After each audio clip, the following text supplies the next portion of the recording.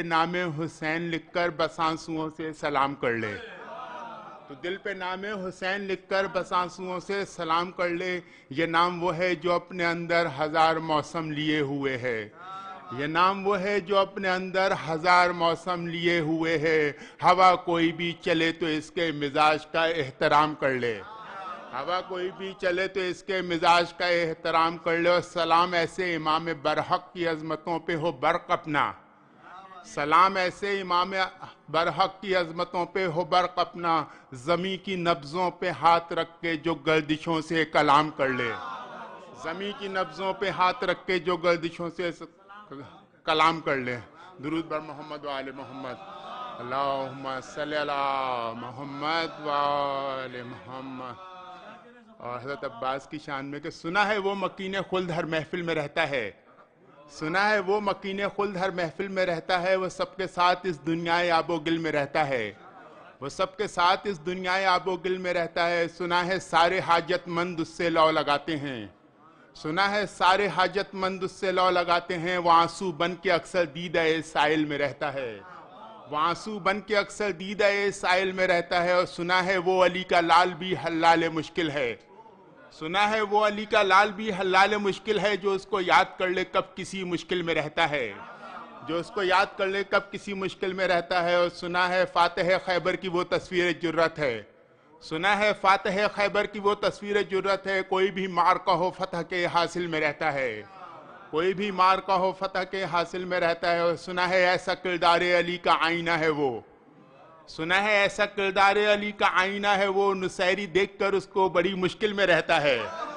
نصیری دیکھ کر اس کو بڑی مشکل میں رہتا ہے۔ اور کہاں سجدہ کروں میں اس کا نقش پا کہاں ڈھونڈوں، سنا ہے وہ وفا کی آخری منزل میں رہتا ہے، وہ ہے باب الحوائج ہر شکستہ دل میں رہتا ہے۔ درود بر محمد و آل محمد۔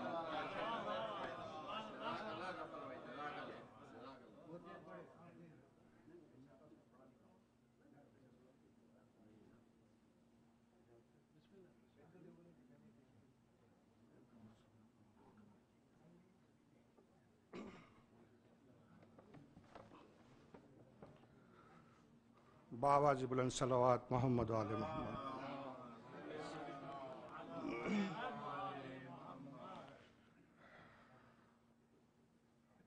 ناظرین کرام السلام علیکم۔ آپ کو یاد ہوگا ایک بار میں نے آپ سے یہ کہا تھا کہ محمد و آل محمد کے دربار میں حاضری انہی کا مقدر ہے جن کو محمد و آل محمد سے پیار ہے۔ صلوات محمد آل محمد۔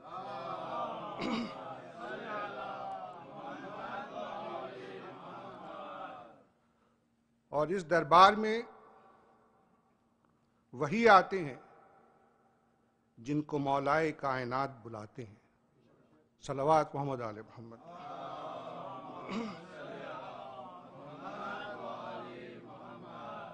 اسی کی مناسبت سے چند اشعار پیش کرتا ہوں۔ مولا کی محفل کو مولائی سجاتے ہیں، ہم سب مولائی ہیں اور یہ مولا کی محفل ہے۔ مولا کی محفل کو مولائی سجاتے ہیں، آتے ہیں وہی جن کو میرے مولا بلاتے ہیں، آتے ہیں وہی جن کو میرے مولا بلاتے ہیں۔ مولا کے گھرانے کی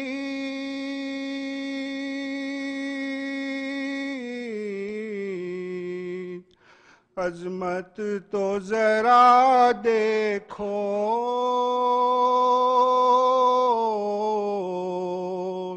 عظمت تو ذرا دیکھو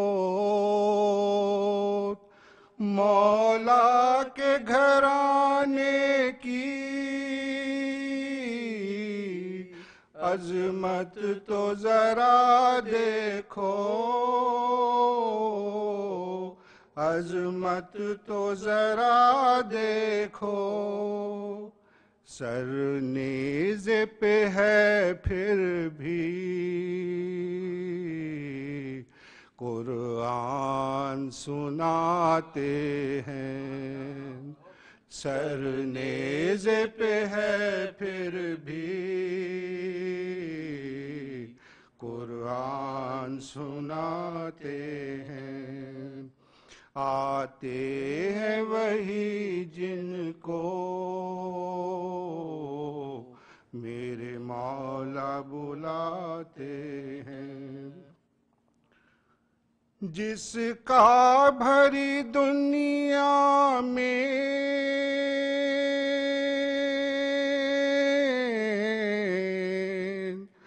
کوئی بھی نہیں والی،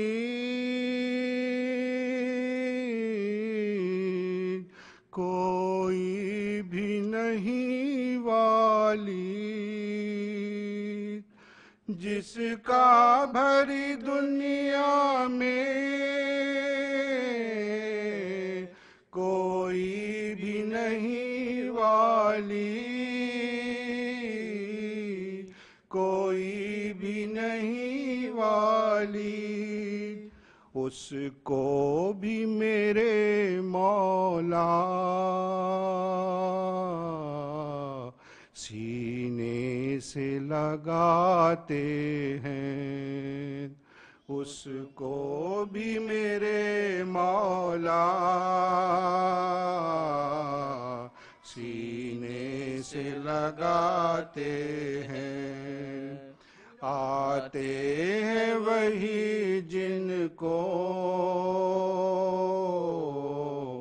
میرے مولا بلاتے ہیں، صلوات محمد آل محمد۔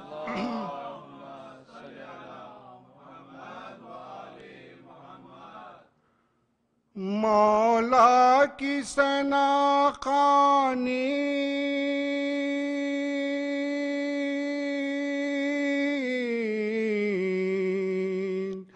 دراصل عبادت ہے،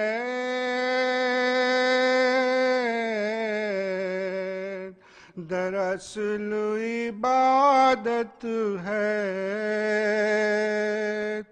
مولا کی ثنا خوانی دراصل عبادت ہے،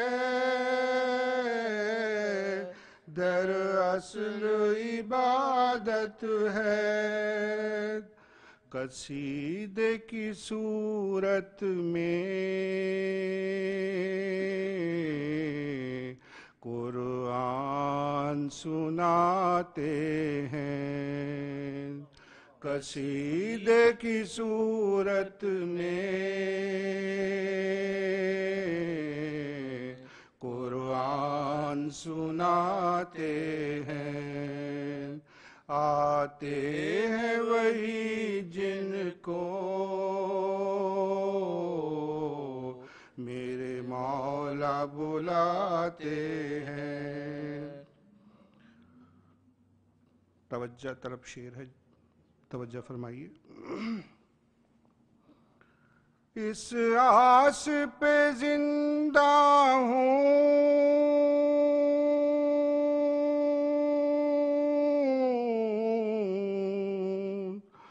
کوئی کہہ دے یہ آ کر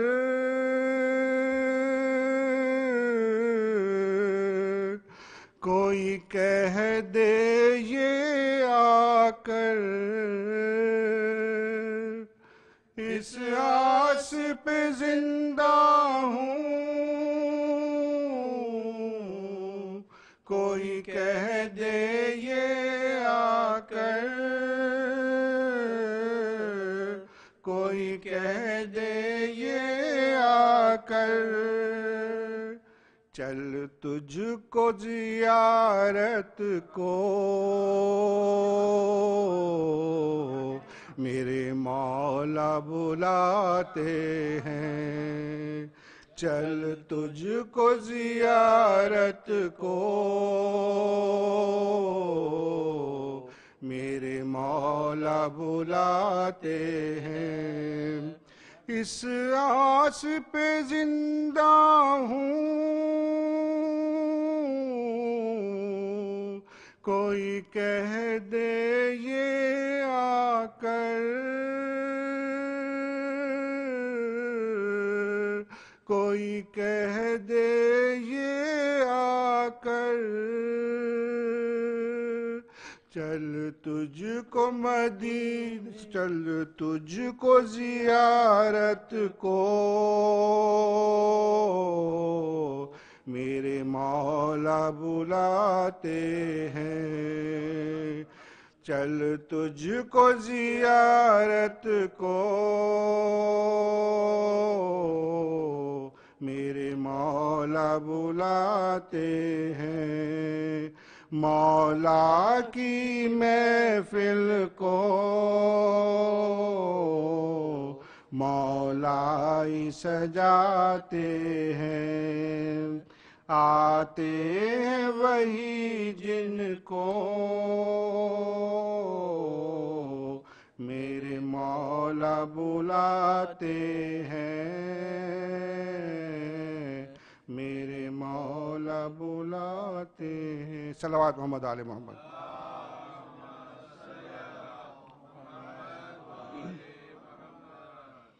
دو خوبصورت اشعار ہیں جو پیش کرتا ہوں جب سے در حسین پہ قربان ہو گئے جب سے در حسین پہ قربان ہو گئے جتنے بھی امتحان تھے آسان ہو گئے جب سے در حسین پہ قربان ہو گئے جتنے بھی امتحان تھے آسان ہو گئے اس دشمن رسول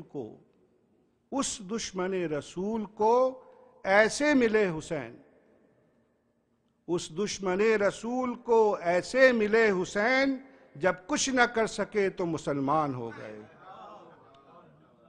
اس دشمن رسول کو ایسے ملے حسین جب کچھ نہ کر سکے تو مسلمان ہو گئے صلوات محمد آل محمد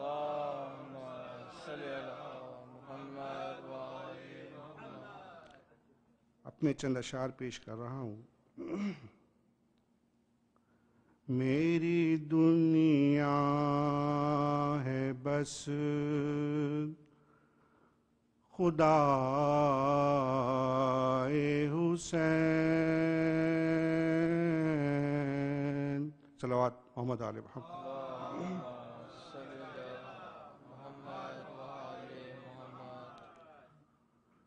میری دنیا ہے بس خدا حسین میری دنیا ہے بس خدا حسین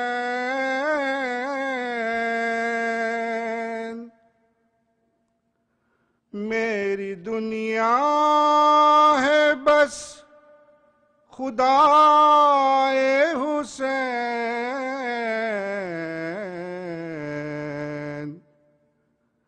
میرا کوئی نہیں سوائے حسین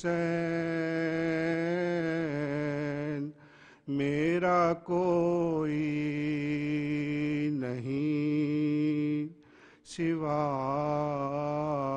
حسین اور اب نظر میں کوئی نہیں جچتا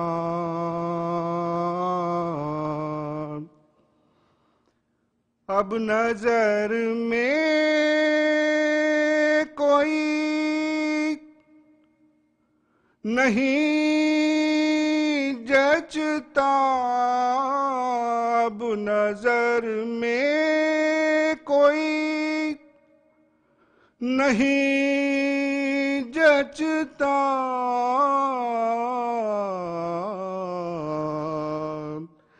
ایسے جلوے مجھے دکھائے حسین،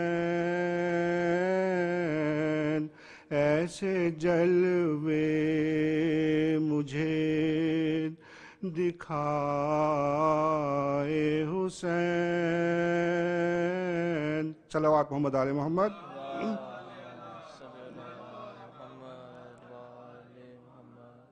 اور جان بھی دوں تو حق نہ ہوگا ادا، جان بھی دوں تو حق نہ ہوگا ادا،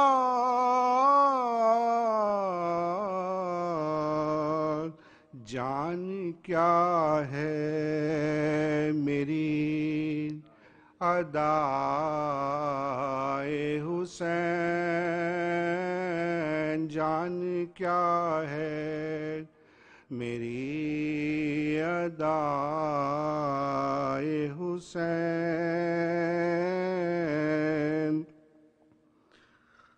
اور جناب توجہ فرمائیے، ایک شعر ہے،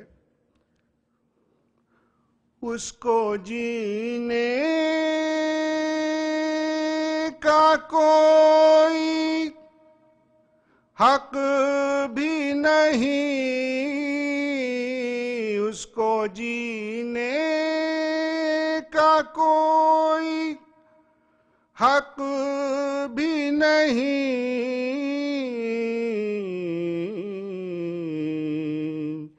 جس کے دل میں نہیں سمائے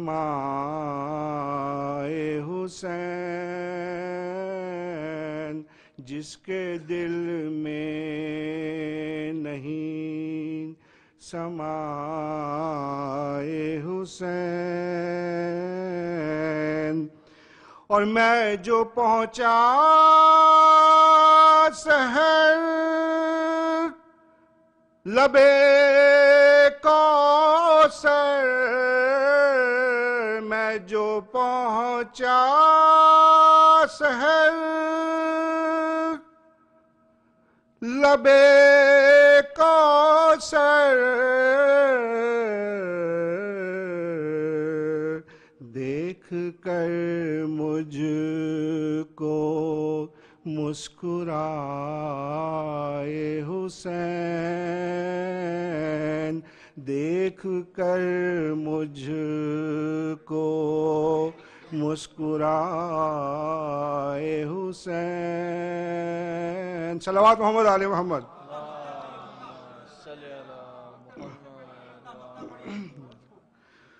میں جو پہنچا سحر لبے کوثر، میں جو پہنچا سحر لبے کوثر،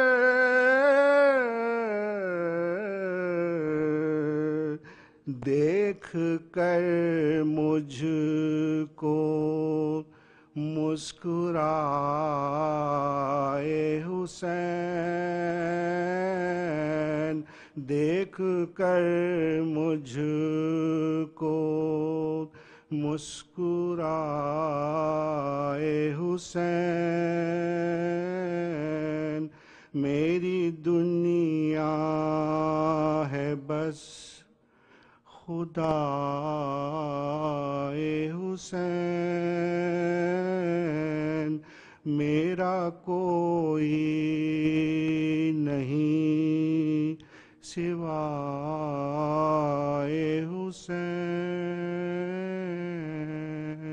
صلوات محمد آل محمد.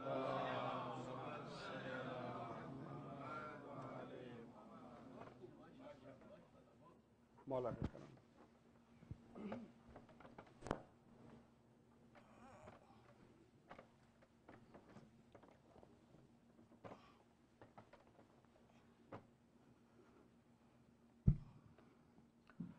صلوات بر محمد و آل محمد.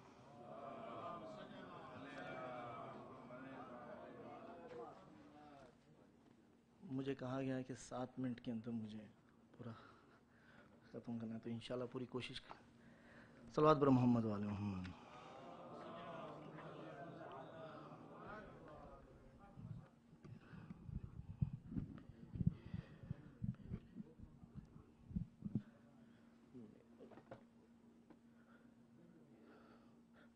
میرا وجود میری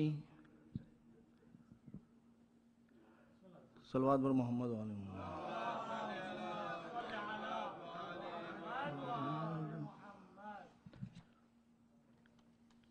میں وفا ہوں مجھے خالق کی عطا کہتے ہیں.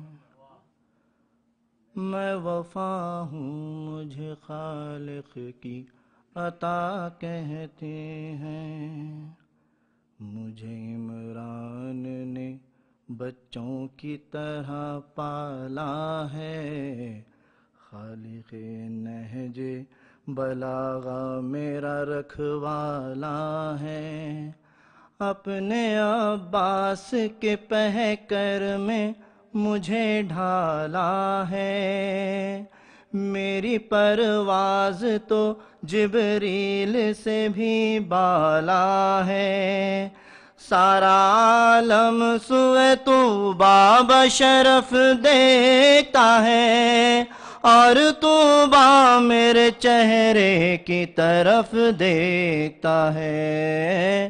میں وفا ہوں مجھے خالق کی عطا کہتے ہیں. ذوالشیرہ میں جو ابھرا تھا وہ احساس ہوں میں. اپنے آقا کے ہر ایک عہد کی عکاس ہوں میں. کبھی شبنم کبھی سولا تو کبھی پیاس ہوں میں. اور اب خادم حضرت عباس ہوں میں. حور کی آنکھوں میں جو آیا تھا وہ پانی میں ہوں. حور کی آنکھوں میں جو آیا تھا وہ پانی میں ہوں. اور حبیب ابن مظاہر کی جوانی میں ہوں. میں وفا ہوں مجھے خالق کی، میں وفا ہوں مجھے خالق کی عطا کہتے ہیں. کہیں ساجد کہیں سجدہ کہیں مسجود ہوں میں. بندے حق کے لیے تحفہ معبود ہوں میں. بنی ہاشم کے ہر ایک فرض میں، بنی ہاشم کے ہر ایک فرض میں موجود ہوں میں. بھول سے بھی نہ سمجھ لینا کہ محدود ہوں میں. سوتی ہوں بستر ہجرت میں سولہ بن کر. سوتی ہوں بستر ہجرت میں سولہ بن کر. ہاں مگر گھر میں رہتی ہوں فضا بن کر. میں وفا ہوں مجھے خالق کی عطا کہتے ہیں. زخم پر زخم ملے پھر بھی نہ آہیں نکلی. اشک پی پی کے رہی اور نہ کراہیں نکلی. زخم پر زخم ملے پھر بھی نہ آہیں نکلی. اشک پی پی کے رہی اور نہ کراہیں نکلی، اور سحر لینے کے لیے جب میری باہیں نکلی، در عباس سے امید کی راہیں نکلی، بے وفا کا وفادار نے سر توڑ دیا، میرے ٹوٹے ہوئے بازو کو مگر جوڑ دیا، میں وفا ہوں مجھے خالق کی عطا کہتے ہیں، کام یوں آ گئی نایاب عبادت میری، اب ہے عباس کے قدموں میں سکونت میری، یہی دنیا ہے میری اور یہی جنت میری، ہر وفادار کو پڑتی ہے ضرورت میری، خط جو لکھنا تو میرا اتنا پتہ لکھ دینا، خط جو لکھنا تو میرا اتنا پتہ لکھ دینا، تم لفافے پہ فقط کرب و بلا لکھ دینا، میں وفا ہوں میرے صلوات پر محمد والے محمد۔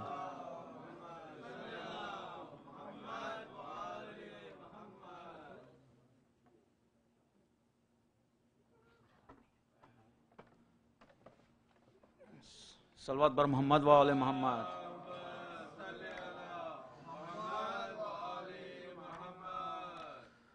پھیلی ہوئی ہے روشنی کیا جشن عام ہے،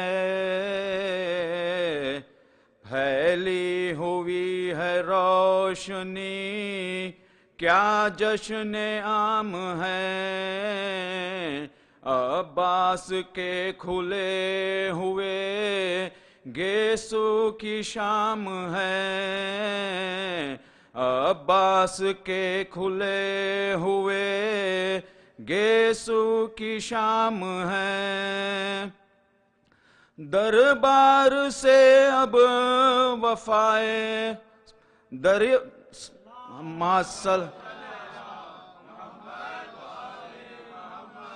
دریا سے اب وفائے جری ہم کلام ہے، پیاسوں کے دل سے پوچھئے کیسا مقام ہے، پیاسوں کے دل سے پوچھئے کیسا مقام ہے، عباس کی رضا کے خریدار ہے حسین، عباس شاہدی کے تصرف کا نام ہے، عباس شاہدی کے تصرف کا نام ہے، عباس اور سکینہ کے دامن کو تھام لو، یہ مومنوں کو مشق و علم کا پیام ہے، یہ مومنوں کو مشق و علم کا پیام ہے، شبیر نام فاطمہ زہرا کی آہ کا، عباس مرتضیٰ کے تبسم کا نام ہے، عباس مرتضیٰ کے تبسم کا نام ہے، ایمان کل بطول پیامبر ہے مرتضیٰ، کل وفا کی شکل کا عباس نام ہے، کل وفا کی شکل کا عباس نام ہے، حیرت سے دیکھتے ہیں علم دار کو شہید، بے دست کے بھی ہاتھ میں کوثر کا جام ہے، بے دست کے ہاتھ میں کوثر کا جام ہے، اکبر ہے کربلا میں پیغمبر کی آرزو، عباس تو علی کی تمنا کا نام ہے، عباس تو علی کی تمنا کا نام ہے، پرز امان نام کے کہتے ہیں کانپ کر، پرز امان نام کے کہتے تھے کانپ کر، عباس کی وفا کو ہمارا سلام ہے، عباس کی وفا کو ہمارا سلام ہے، آغا تمام عمر کہا جس نے شاہ کو، باخر اسی کے در کا ایک ادنا مقام ہے، باخر اسی کے در کا ایک ادنا غلام ہے، صلوات بر محمد۔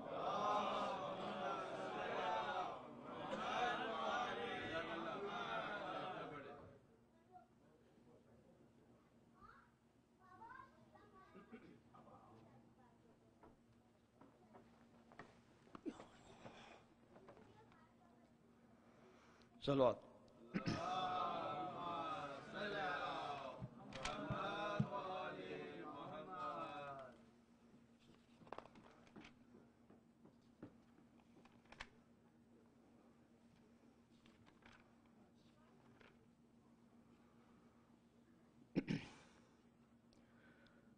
رمضان مبارک میں جیسے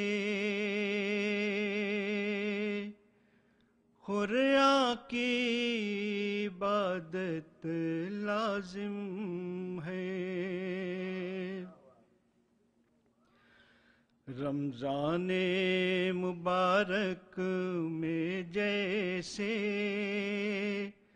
خریا کی عبادت لازم ہے، شعبانی معظم میں ویسے عباس کی مدحت لازم ہے، شعبانی معظم میں ویسے عباس کی مدحت لازم ہے جس کی رگوں میں خون نجس وہ پرچم غازی کو نہ چھوئے، ہے جس کی رگوں میں خون نجس وہ پرچم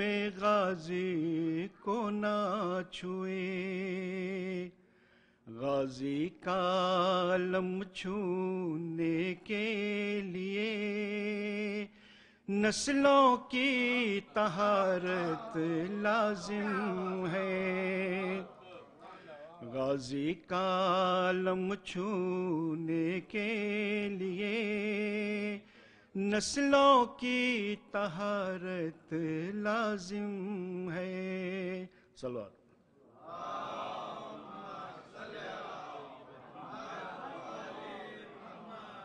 دیکھتے ہی دیکھتے سوئے کوثر لے گیا، دیکھتے ہی دیکھتے سوئے کوثر لے گیا، کون تھا وہ شیر جو دریا اٹھا کر لے گیا، دو ہی تو حیدر ملے اسلام کی تاریخ میں، ایک دریا دوسرا خیبر اٹھا کر لے گیا،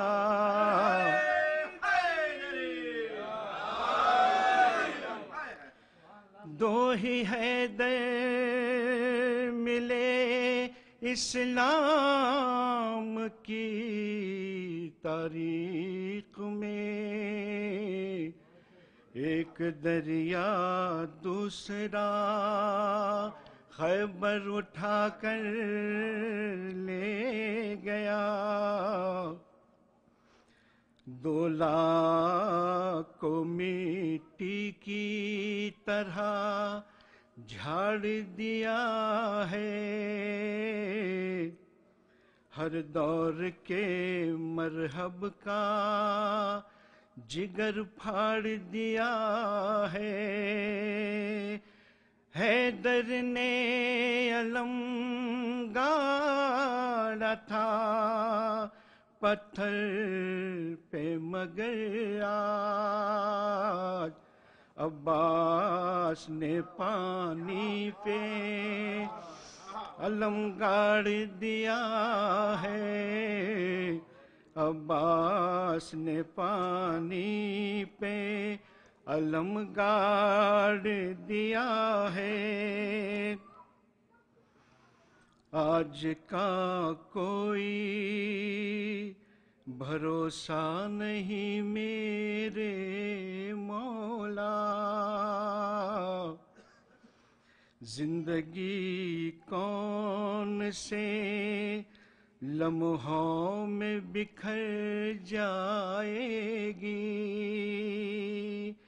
میں یہ سوچ کر آیا ہوں اس مجلس میں، ایک رات اور حفاظت سے گزر جائے گی، جب پکارا کسی مجبور نے ہائے عباس، یوں تو مشہور ہے دنیا میں وفائے عباس، جب محرم میں علم دیکھتا ہوں غازی کا،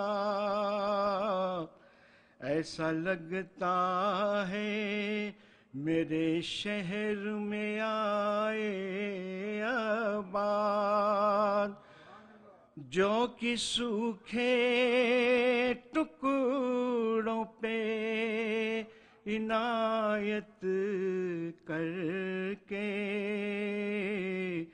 کچھ نہیں ماں کچھ نہیں ہے، کچھ بھی حیدر نے نہیں مانگا سوائے عباس،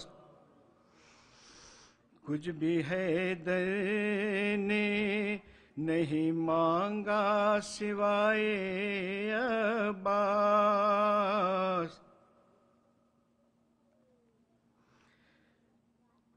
تیرا تو مثل ہی ممکن نہیں خدائی میں، کون کہتا ہے کہ مارا گیا لڑائی میں، ملی فرات کی خوشی تو سو گیا عباس، ہمیشہ شیر کو نیند آتی ہے ترائی میں، ہمیشہ شیر کو نیند آتی ہے ترائی میں،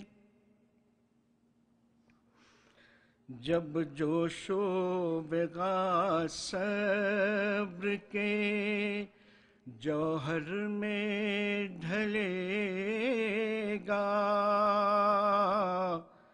جب جا کے کہیں پے کرے عباس بنے گا، عباس سے لڑنا ہے تو فوج اور بلا لو،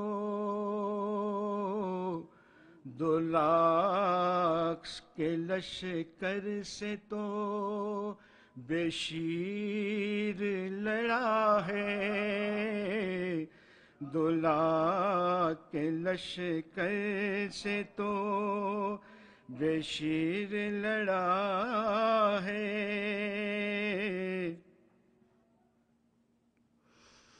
نام غازی سے خوشبو وفا آتی ہے، ان کے روضے سے یا حسین کی صدا آتی ہے، جب بھی بیٹھے ہیں ہم عباس کے پرچم کے تلے، ایسا لگتا ہے کہ جنت سے ہوا آتی ہے۔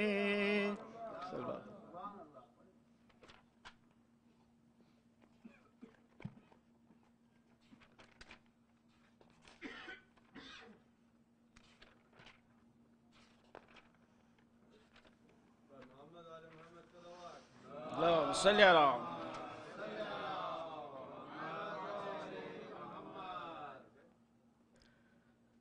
میں اس طرح سے ہوں یا رب تیری ثنا کے بغیر، میں اس طرح سے ہوں یا رب تیری ثنا کے بغیر، کہ جیسے جی نہیں سکتا کوئی ہوا کے بغیر، نہ میری حمد مکمل ہے مصطفیٰ کے بغیر، نہ میری نعت مکمل ہے مرتضیٰ کے بغیر، نہ میری نعت مکمل ہے مرتضیٰ کے بغیر، نہ مجھ سے نعت کا ایک لفظ بھی رقم ہوتا، خدائے آل محمد تیری عطا کے بغیر،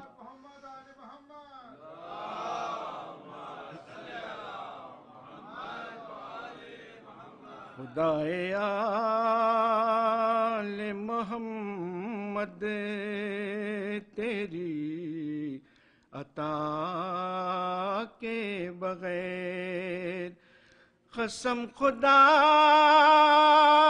کی ادھوری کتاب لگتی تھی، بیاں سے شعر مجھے نعت مصطفیٰ کے بغیر، وسیلہ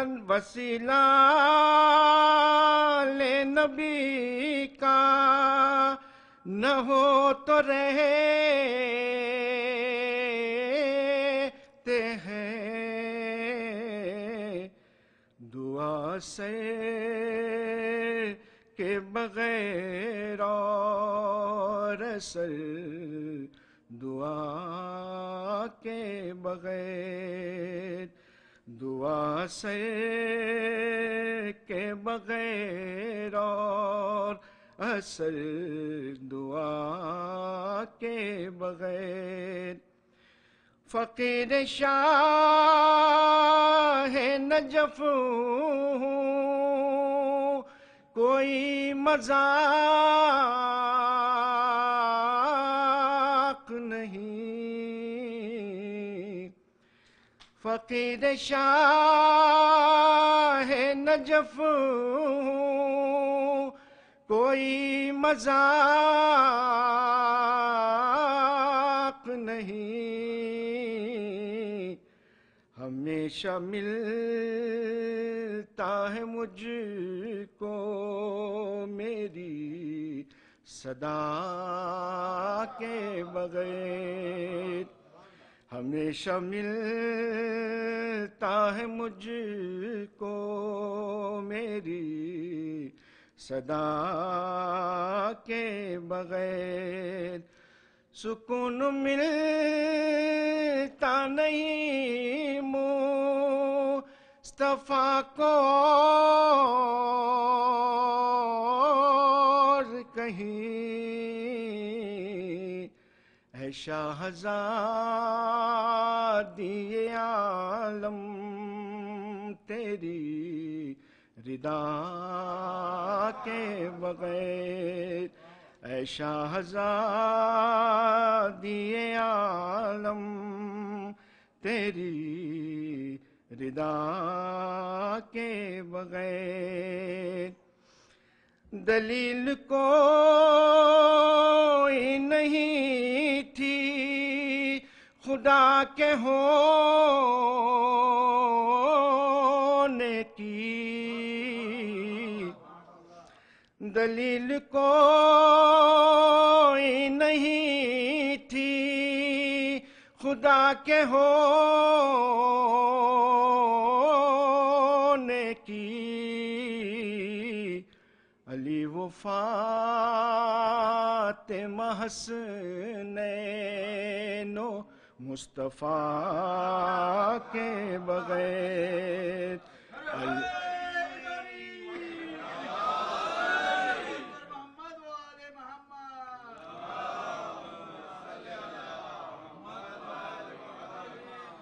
دلیل کوئی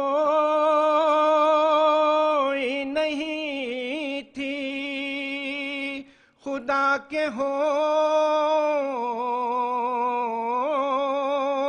کی، علی و فاطمہ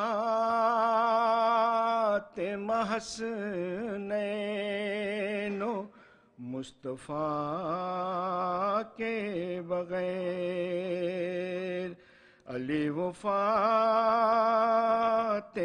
حسنین و مصطفیٰ کے بغیر، کوئی بھی رضی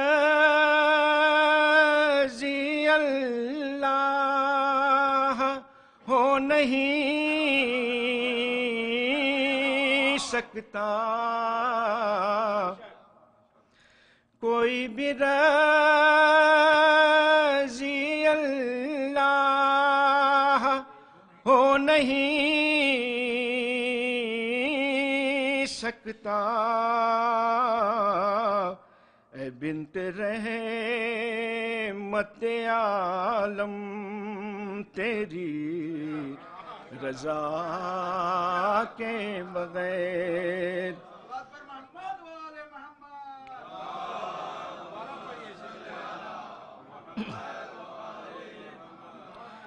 کوئی بھی رضی اللہ ہو نہیں سکتا اے بنت رحمت عالم تیری رضا کے بغیر سزا کے بعد جزا ہے تو اے میرے باعث سزا کے بعد جزا ہے تو اے میرے باعث تو کیسے مل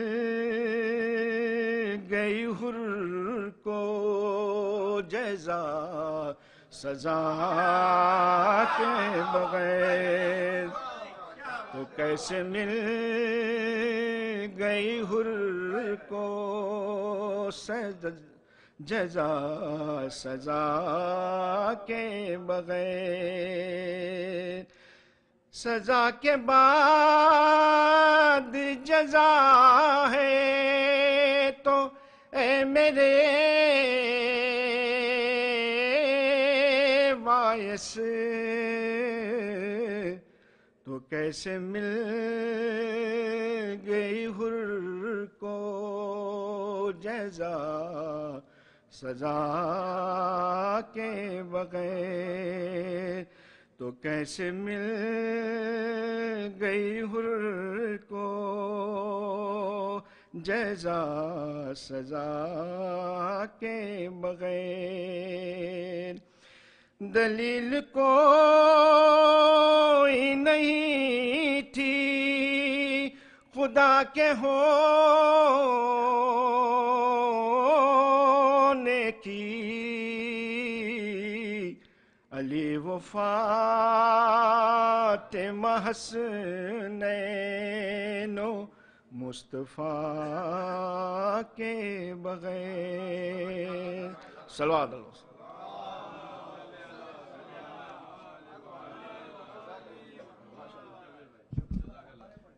مومنین، آپ لوگوں سے معذرت ہے کہ دیکھیے وقت تھوڑا طویل ہو چکا ہے، تو انشاءاللہ مولانا کو نماز کے بعد بٹھائیں گے. تو آپ لوگوں سے گزارش ہے کہ نماز ختم کرنے کے بعد انشاءاللہ جو ہے نا مولانا کی تقریر، کیونکہ ہر ذاکر کی خواہش ہوتی ہے کہ ان اچھے دنوں میں، اتنے بڑے خوشی کے دنوں میں جو ہے نا اپنا وہ نذرانہ عقیدت پیش کریں اس بارگاہ میں.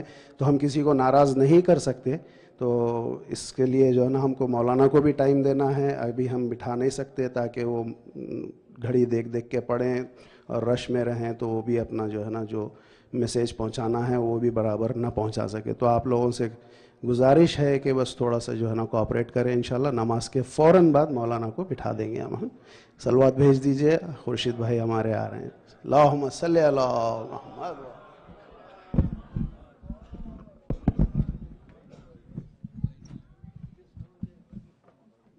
بار دیگر صلوات.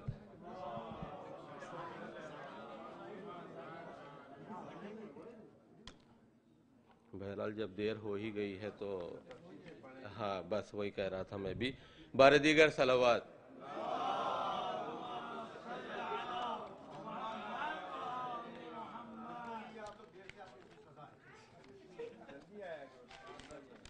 چلیے اب دو شعروں سے جو ہے نماز اور مجلس کا جو ہے بڑا مقابلہ کیا جاتا ہے. بہرحال شاعر نے جو ہے اے منکر غم اپنی نمازوں پہ نہ اترا، اے منکر غم اپنی نمازوں پہ نہ اترا، سجدے ہے تیرے شے کے عزادار کے پیچھے، سجدے ہے تیرے شے کے عزادار کے پیچھے، یہ سوچ لے جنت کی دعا مانگنے والے، ارے جنت ہے عزا خانے کی دیوار کے پیچھے، جنت ہے عزا خانے کی دیوار کے پیچھے۔ اور دو مصرے اور ہیں۔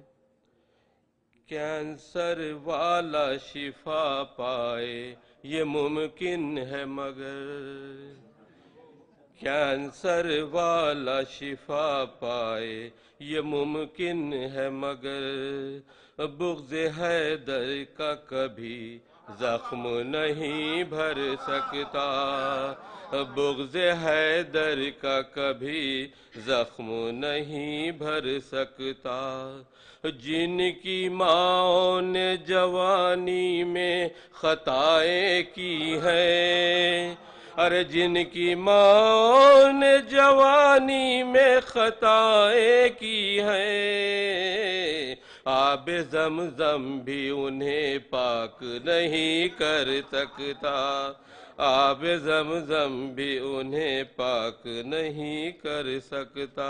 موقع کی برائے سے مولا حسین کے تعلق سے، علی کے لال شہ مشرقین دے دیں گے، علی کے لال شہ مشرقین دے دیں گے، مزاج دانے مشیت ہے چین دے دیں گے، جو بات آئی پسر کی کہا یہ راہب نے، جو بات آئی پسر کی کہا یہ راہب نے، اگر خدا نہیں دے گا حسین دے دیں گے، اگر خدا نہیں دے گا حسین دے دیں گے۔ ایک دعائیہ ہے تو مصرے، چین دنیا میں ملے راحت عقبیٰ مل جائے، شدت عشق ملے غم کا سلیقہ مل جائے، کاسے دل لیے حاضر ہے در دولت پر، فاطمہ آپ کی اولاد کا صدقہ مل جائے، یا علی آپ کی اولاد کا صدقہ مل جائے۔ صلوات اور محمد والے محمد۔ جواب دینے آئیے باب الحوائج کی شام میں جو ہے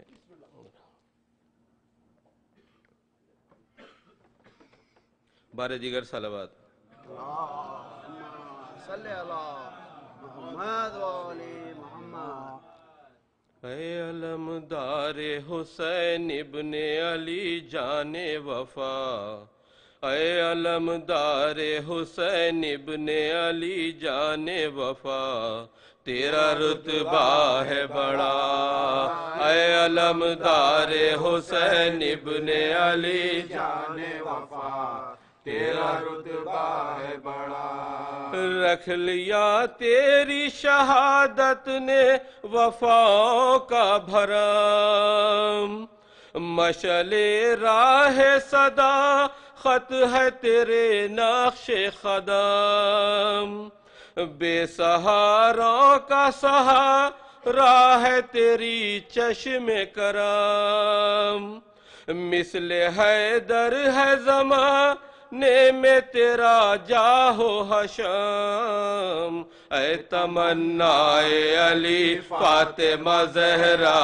کی دعا، اے تمنائے علی فاطمہ زہرا کی دعا، تیرا رتبہ ہے بڑا اے علمدار حسین ابن علی جان وفا، تیرا رتبہ ہے بڑا، خیمہ شاہ سے اعداء کو ہٹانے والے، دشت پرحال میں شانوں کو کٹانے والے، ہو کے بے دست علم شے کا اٹھانے والے، شان دنیا میں وفا کی بڑھانے والے، کلمہ پڑھتی ہے تیرا آج بھی تقدیس وفا، کلمہ پڑھتی ہے تیرا آج بھی تقدیس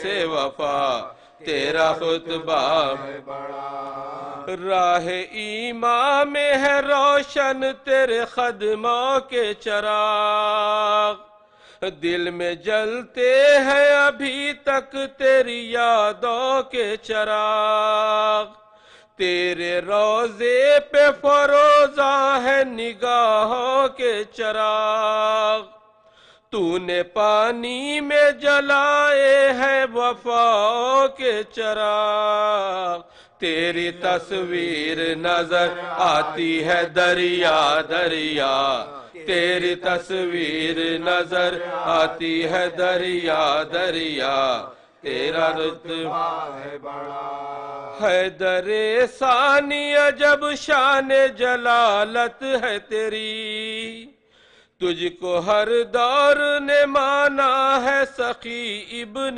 سخی، میرا مولا ہے علی قوت بازو نبی، اے امامت کے محافظ تیرا رتبہ ہے وہی، کارنامہ ہے تیرا مارے گئے کرب و بلا، کارنامہ ہے تیرا مارے گئے کرب و بلا، تیرا رتبہ ہے بڑا، تیری عظمت ہے وہی، تیری جلالت ہے وہی، سب نے مانا ہے تجھے اپنے زمانے کا علی، مثل شبیر ہے تو ناصر پیغام نبی، مانتا ہوں کہ امامت تیرا منصب تو نہ تھی، پر امامت سے نہیں کم تیرا اعجاز وفا، پر امامت سے نہیں کم تیرا اعجاز وفا، تیرا رتبہ ہے بڑا اے علمدار حسین ابن علی جان وفا، تیرا رتبہ ہے بڑا، صلوات برحمت علیہ، شکریہ۔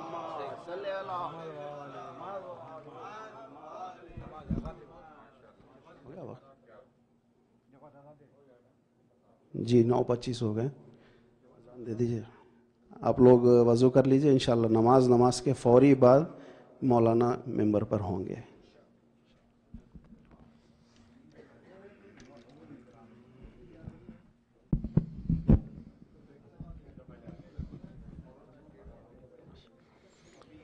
اعوذ باللہ من الشیطان الرجیم، بسم اللہ الرحمن الرحیم، ان اللہ وملائکتہ یصلون علی النبی یا ایہا الذین آمنوا صلوا علیہ وسلموا تسلیما، اللہم صلی علی محمد وآل محمد وجل۔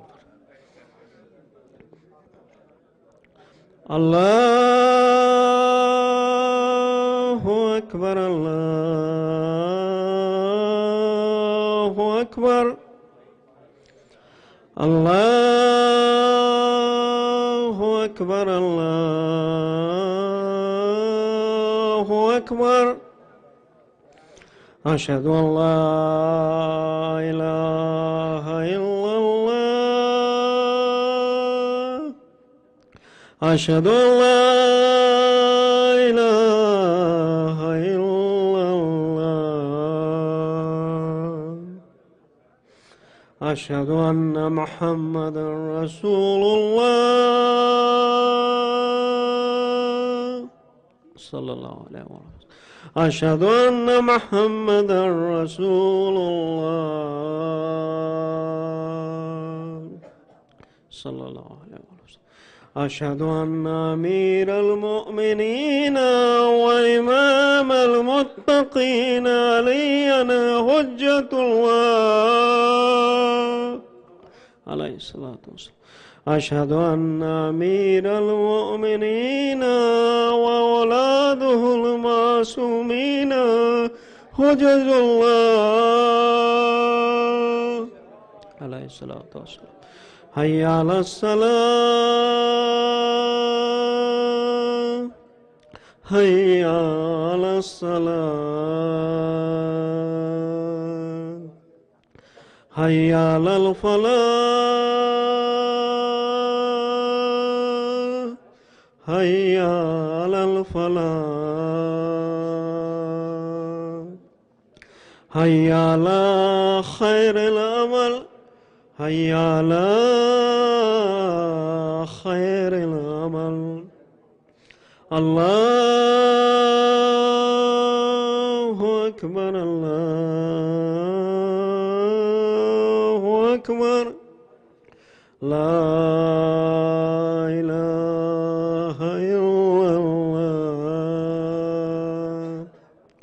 لا إله إلا الله صلى الله على محمد وآل محمد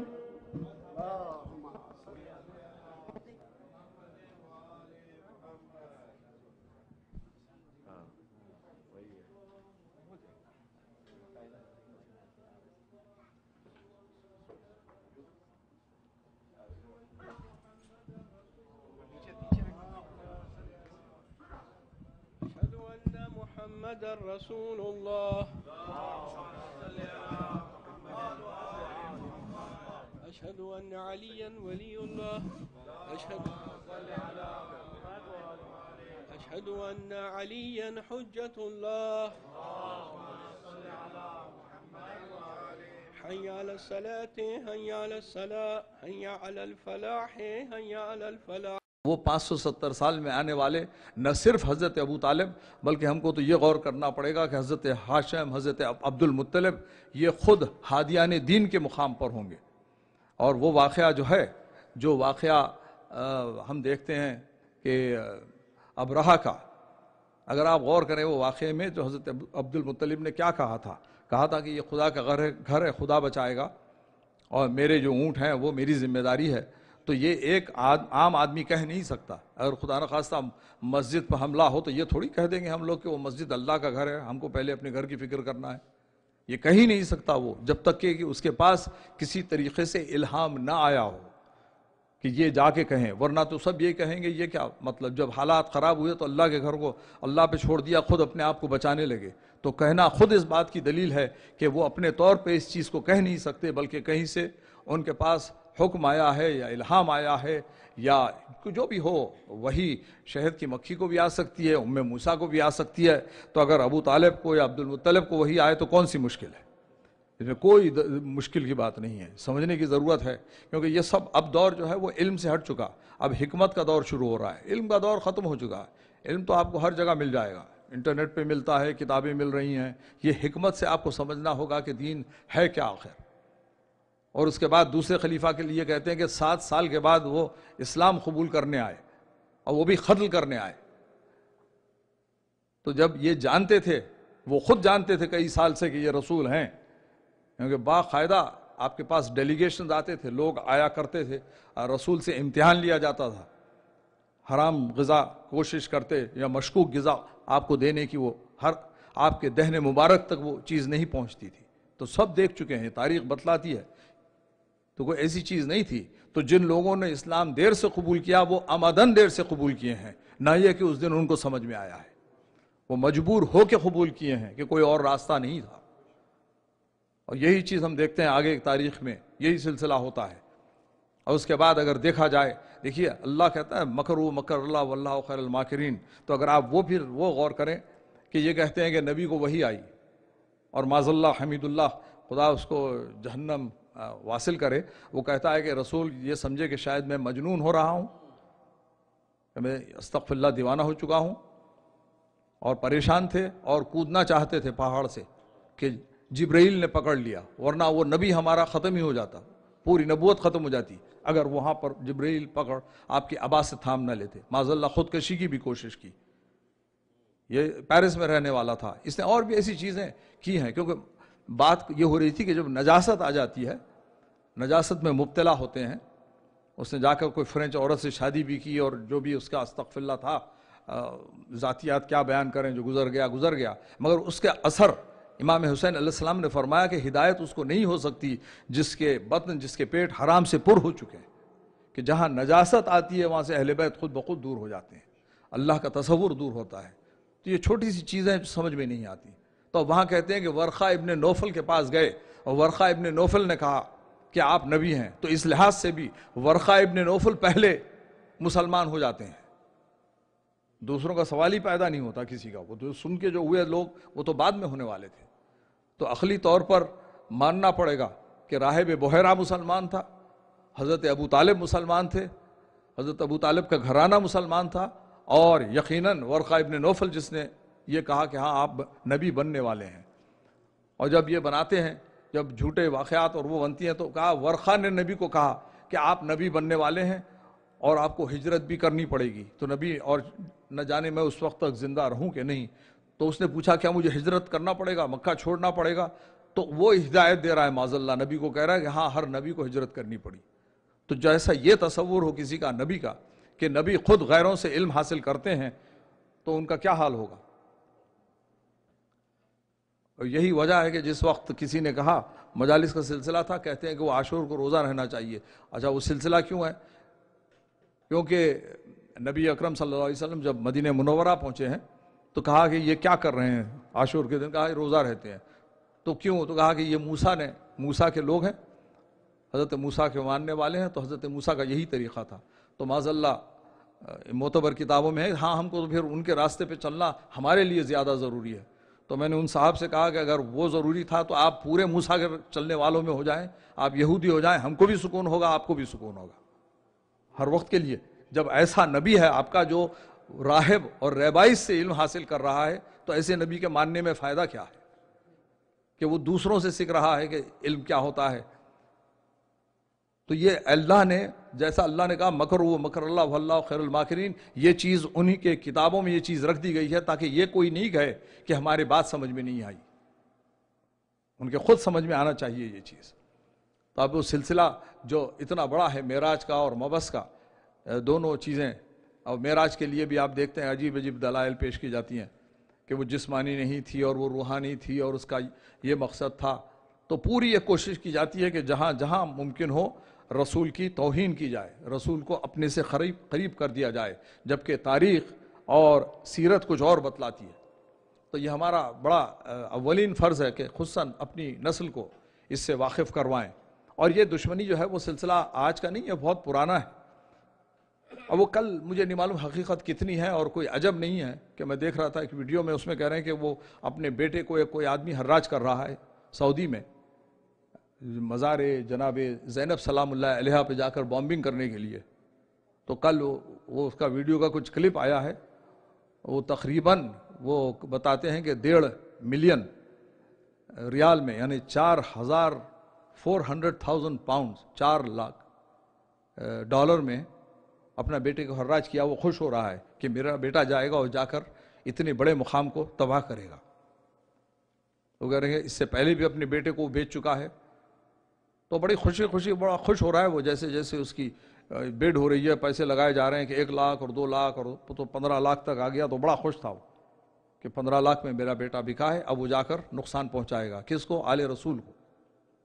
یہ ذہنیت ہے اس وقت. تو اللہ کی بھی عجیب شان ہے کہ ماشاءاللہ ابھی آج اطلاع آئی کہ رشیا کی فورسز آ رہی ہیں. یہ تو بڑی جنگ ہو جائے گی اگر رشین کو کوئی ہاتھ لگا دیں یہ تو یہ پیوٹن چھوڑنے والا نہیں ہے. آج اس کے اوپر مضامین آ چکے ہیں کہ یہ وہ ہوگا جو پیس کے رکھ دے گا ہر ایک کو. وہ جہاز بھیج رہا ہے, وہ اپنے فوجی بھیج رہا ہے پروٹیکشن کے لیے کہہ کے, تو کئی 100 فوجی آ رہے ہیں وہاں سے. تو یہ پوری تحریک ہے, یہ آج سے نہیں, محرم سے یہ سلسلہ چل رہا تھا کہ پوری تحریک تھی کہ کسی طریقے سے سیریا پہ قبضہ کیا جائے اور سیدہ زینب سلام اللہ علیہا کا جو مزار ہے اس کو نقصان پہنچایا جائے, جناب سکینہ سلام اللہ علیہا کے مزار کو نقصان پہنچایا جائے. اور یہ ختم اسی میں ہوں گے انشاءاللہ, یہ تباہی ان کی اسی میں آئے گی. انہوں نے دیکھ لیا کہ آج سب سے بڑا مزار جو ہے, سب سے بڑا جو دیکھا جائے نبی اکرم صلی اللہ علیہ وسلم کا مزار مدینہ منورہ میں, وہ اللہ نے ایسا باقی رکھا کہ ہاتھ نہیں لگا سکتے. سب سے بڑی نشانی ہے. یہاں کے اخبار میں ایک وقت ڈالا تھا جب فیصل واصل ہوا تھا جہاں بھی, تو وہ کہتے ہیں کہ like a true Muslim he was buried in an unmarked grave. تو وہ مذاق اڑا رہے تھے کہ فیصل تو ٹرو مسلم ہے اور معاذ اللہ نبی نہیں ہے, کیونکہ ان کی جو قبر ہے وہ تو مارکڈ ہے, بہت بڑی ہے. کہ فیصل جو ہر قسم کی غلاظت کرنے والا ہو, برائی میں ہو, اس کو معاذ اللہ کہتے ہیں کہ نبی سے اچھا اس کو نصیب ہوا کہ اس کو ایسی انمارکڈ گریو 4 انچ اونچی ملی اور معاذ اللہ نبی کو اتنی بڑی مل گئی. یعنی اس کو کہتے ہیں کہ اس کو فضیلت ملی, اور یہ اخباروں میں ڈلواتے ہیں نبی کا مذاق اڑانے کے لیے, آل رسول کا. یہ سمجھتے نہیں ہیں, اسی وجہ سے آئے تھے. اور یہ بعثت اگر نہیں ہوتی تو وہ پورے قبائل جو تھے وہ ٹوٹے ہوئے تھے چھوٹے چھوٹے گروہوں میں. انہوں نے جب دیکھا کہ اسلام سے صرف ایک فائدہ پہنچ رہا ہے کہ اسلام سب کو ایک جگہ کر رہا ہے, تو کہا کہ جب ہم چھوٹے چھوٹے حکومتیں ہم چلاتے تھے, اب اسلام آنے کی وجہ سے ہم کو ایک بہت بڑی حکومت ملے گی. اس کو پوری تفصیل ہے کہ کس طریقے سے انہوں نے تیاری کی, کس طریقے سے خاص طور پر راہب کے پاس جا کر. پہلے دوسرے خلیفہ کے لیے تاریخ بتلاتی ہے کہ جب یہ دیکھا کہ نبی اکرم صلی اللہ علیہ وسلم کی ولادت مبارک ہو چکی ہے اور لوگ جوگ در جوگ آ رہے ہیں, تو جا کر راہبوں سے پوچھا ان لوگوں نے, اور راہب سے معلوم کیا کیا یہ سچ ہے کہ یہ نبی بننے والے ہیں. تو جب ان لوگوں نے اطلاع دی تو تاریخ بتلاتی ہے کہ انہوں نے تیاری کی کہ کس وقت بغاوت کی جائے, کس وقت کوشش. ہم دیکھتے ہیں تاریخ میں بار بار یہ کیا گیا, کبھی تو نبی پہ اعتراض کیا گیا, نبی کے اوپر جب, اور وہ تو احد میں تو یہ سمجھا کہ آج رسول دنیا سے جا چکے ہیں, اب تو ہماری سب سے بڑی کامیابی ہو چکی. تاریخ یہی بتلاتی ہے کہ بیٹھ کے کچھ لوگوں نے جب سنا کہ رسول کا انتقال ہو چکا, شہید ہو چکے, تو یہ تیاری کرنے لگے کہ کفار سے کس طریقے سے ہم مل لیں, کس طریقے سے ہم روابط قائم کریں. اسی طریقے سے رسول پہ صلح حدیبیہ پہ شک کیا, اسی طریقے سے 2 مرتبہ کوشش کی رسول کو قتل کرنے کی, پہاڑ پہ سے گرانے کی. عقبہ کا بھی واقعہ ہے, یہ سب تاریخ ہے, یہ ایسی چیز نہیں ہے کہ کوئی کہیں سے نکال کے لانے کی ضرورت ہو. تاریخ میں خود ہے کہ کون کون تھے. تو پوری یہ کوشش کی جا رہی تھی کہ یہ جو نبی کی بعثت ہے اگر اس کو روکا نہ جائے تو کم از کم فائدہ یہ اٹھایا جائے کہ جب وہ بڑا گروہ ہو جائے تو ہمارا پورا کنٹرول آ جائے. تو چنانچہ کچھ دن پہلے گیلانی صاحب جو آئے تھے, جو مشرف اسلام ہوئے ہیں, تو انہوں نے کہا کہ جس وقت میں نے دیکھا کہ یہ پوری کوشش تھی کہ اہل بیت کو دور کر دیا جائے, جہاں بھی طاقت ہو, جہاں بھی ثروت ہو, جہاں حکومت ہو, وہاں سے اہل بیت کو ہٹا دیا جائے. تو کہا جب ہمارے سمجھ میں آیا کہ یہ لوگ کیا چاہتے تھے اور آل نبی کیا چاہتے تھے, اور اللہ نے یہی سلسلہ کیا کہ اتنا ہونے کے باوجود بھی آج بھی اللہ نے بڑی وحدت کا کہنے والے, جب تک کہ نبی کا نام نہ لیا جائے کلمہ پورا نہیں ہوتا, جب تک کہ رسول کا نام نہ لیا جائے اذان اور اقامت پوری نہیں ہوتی, اور جب تک کہ نبی اور آل نبی پہ درود نہ ہو تشہد اور کے بعد سلام میں, اس وقت تک نماز کامل نہیں ہو سکتی.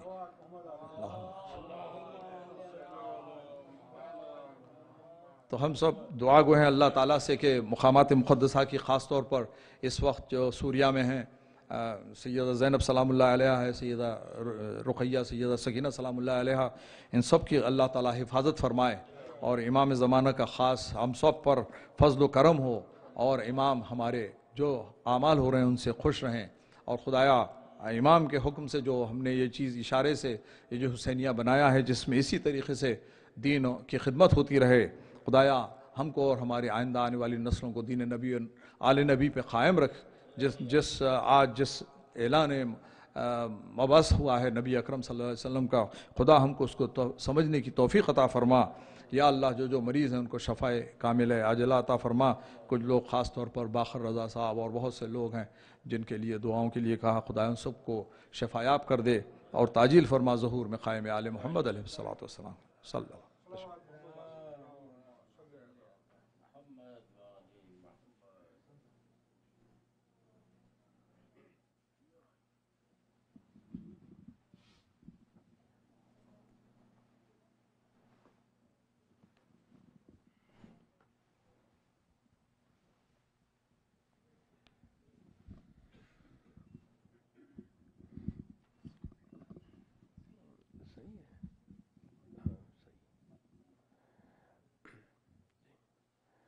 صلو علی محمد وآل محمد.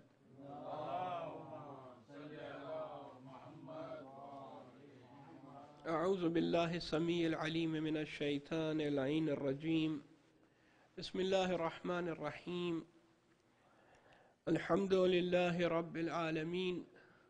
الصلاة والسلام علی اشرف الانبیاء والمرسلین سیدنا و نبینا وحبیب قلوبنا وطبیب نفوسنا وشفیع ذنوبنا ومولانا ابی القاسم المصطفى محمد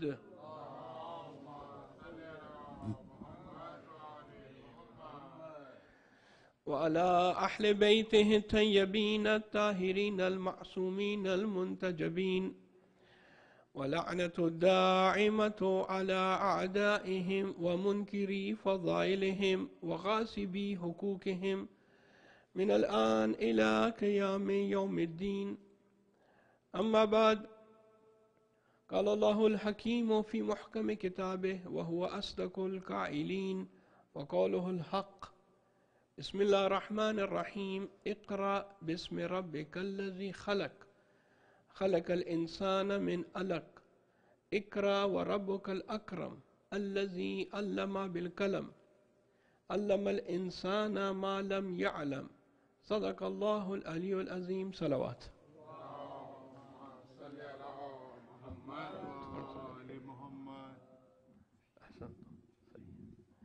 سب سے پہلے آپ تمام مومنین اور مومنات کو عید بعثت اور معراج نبوی آپ تمام مومنین اور مومنات کو بہت بہت مبارک ہو. اس سلسلے میں آپ تمام حضرات کو ہدیہ تبریک و تہنیت پیش کرتا ہوں. ضرور بھیجیے گا.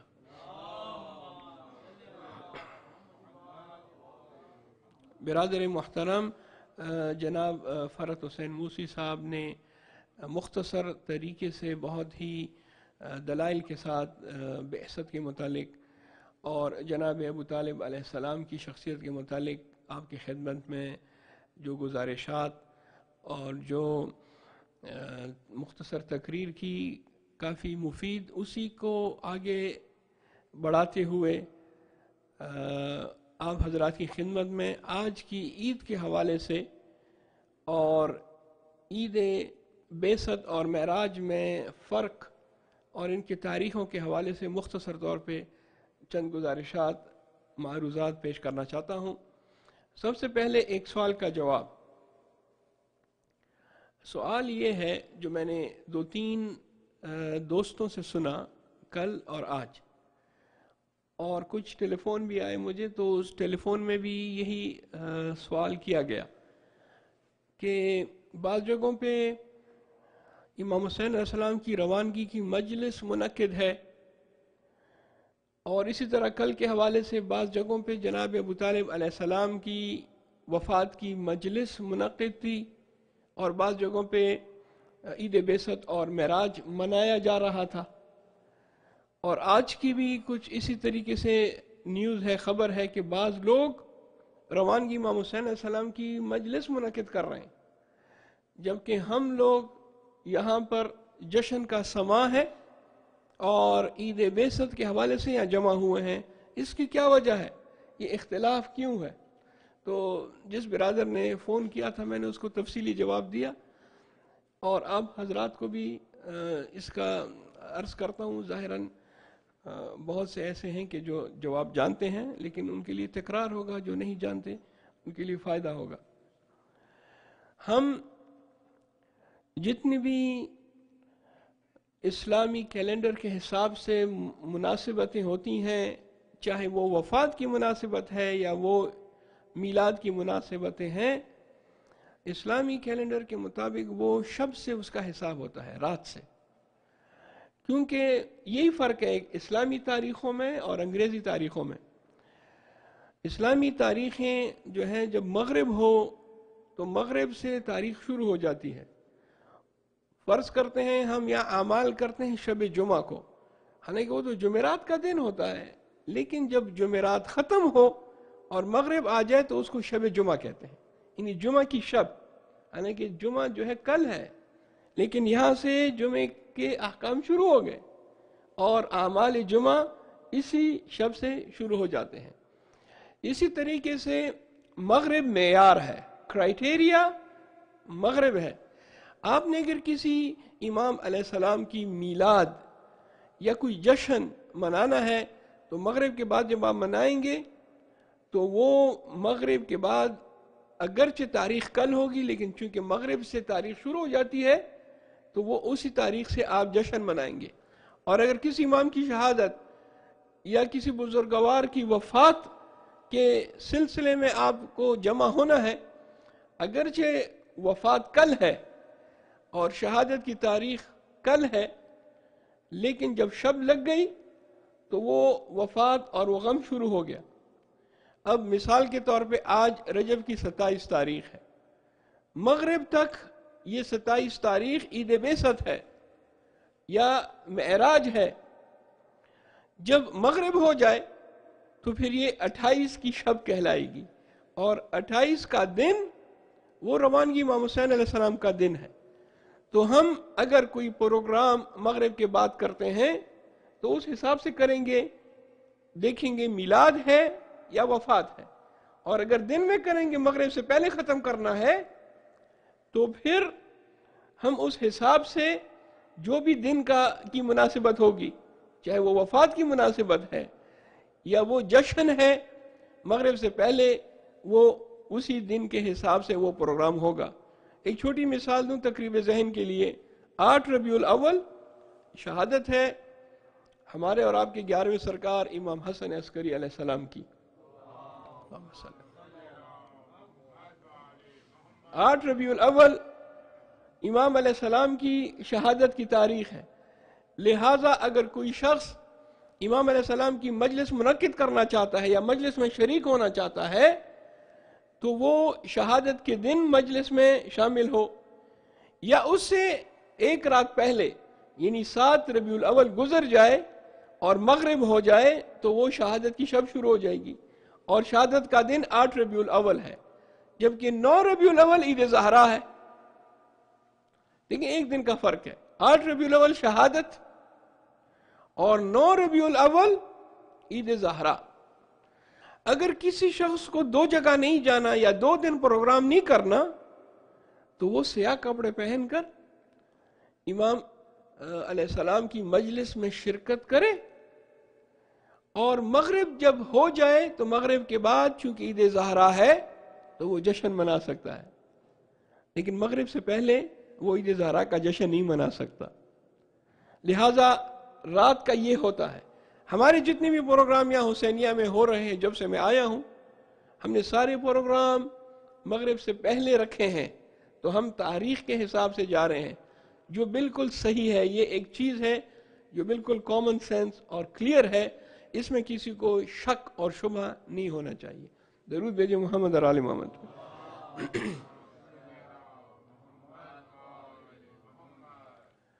دو چیزیں ہیں اسلامی تاریخ میں جس کی بڑی اہمیت ہے، اور 2 ایسے واقعات ہیں کہ جو تاریخ اسلام کے بڑے واقعات میں سے شمار ہوتے ہیں. ایک ہے بعثت رسول اور ایک ہے معراج نبی یا معراج رسول. یہ 2 واقعات اسلامی تاریخ کے انتہائی مہم اور امپورٹنٹ واقعات ہیں. بقول اخرى، دوسرے الفاظ میں، یہ واقعات ایسے ہیں کہ جس کو ہم اگر کہیں کہ اس سے اسلام کا ٹرننگ پوائنٹ شروع ہوتا ہے یا اسلام کے ٹرننگ پوائنٹ والے واقعات ہیں تو اس میں کوئی مذائقہ نہیں ہوگا. جس طرح ہجرت رسول سے ایک نئی تاریخ شروع ہوئی، ٹرننگ پوائنٹ تھا اسلام کا، اسی طرح بعثت بھی اور معراج بھی. سوال، یہ 27 رجب کو بعثت ہوئی تھی یا معراج ہوا تھا؟ اس میں بھی بہت سے لوگ کنفیوز ہیں اور یہ سوال کرتے ہیں کہ یہ 2 چیزیں اس میں کیا صحیح ہے اور کیا غلط ہے. جواب، یہ دونوں نظریات صحیح ہیں. اس میں شک نہیں کہ بعثت 27 رجب کو ہوئی تھی، بعثت رسول. بعثت سے کیا مراد؟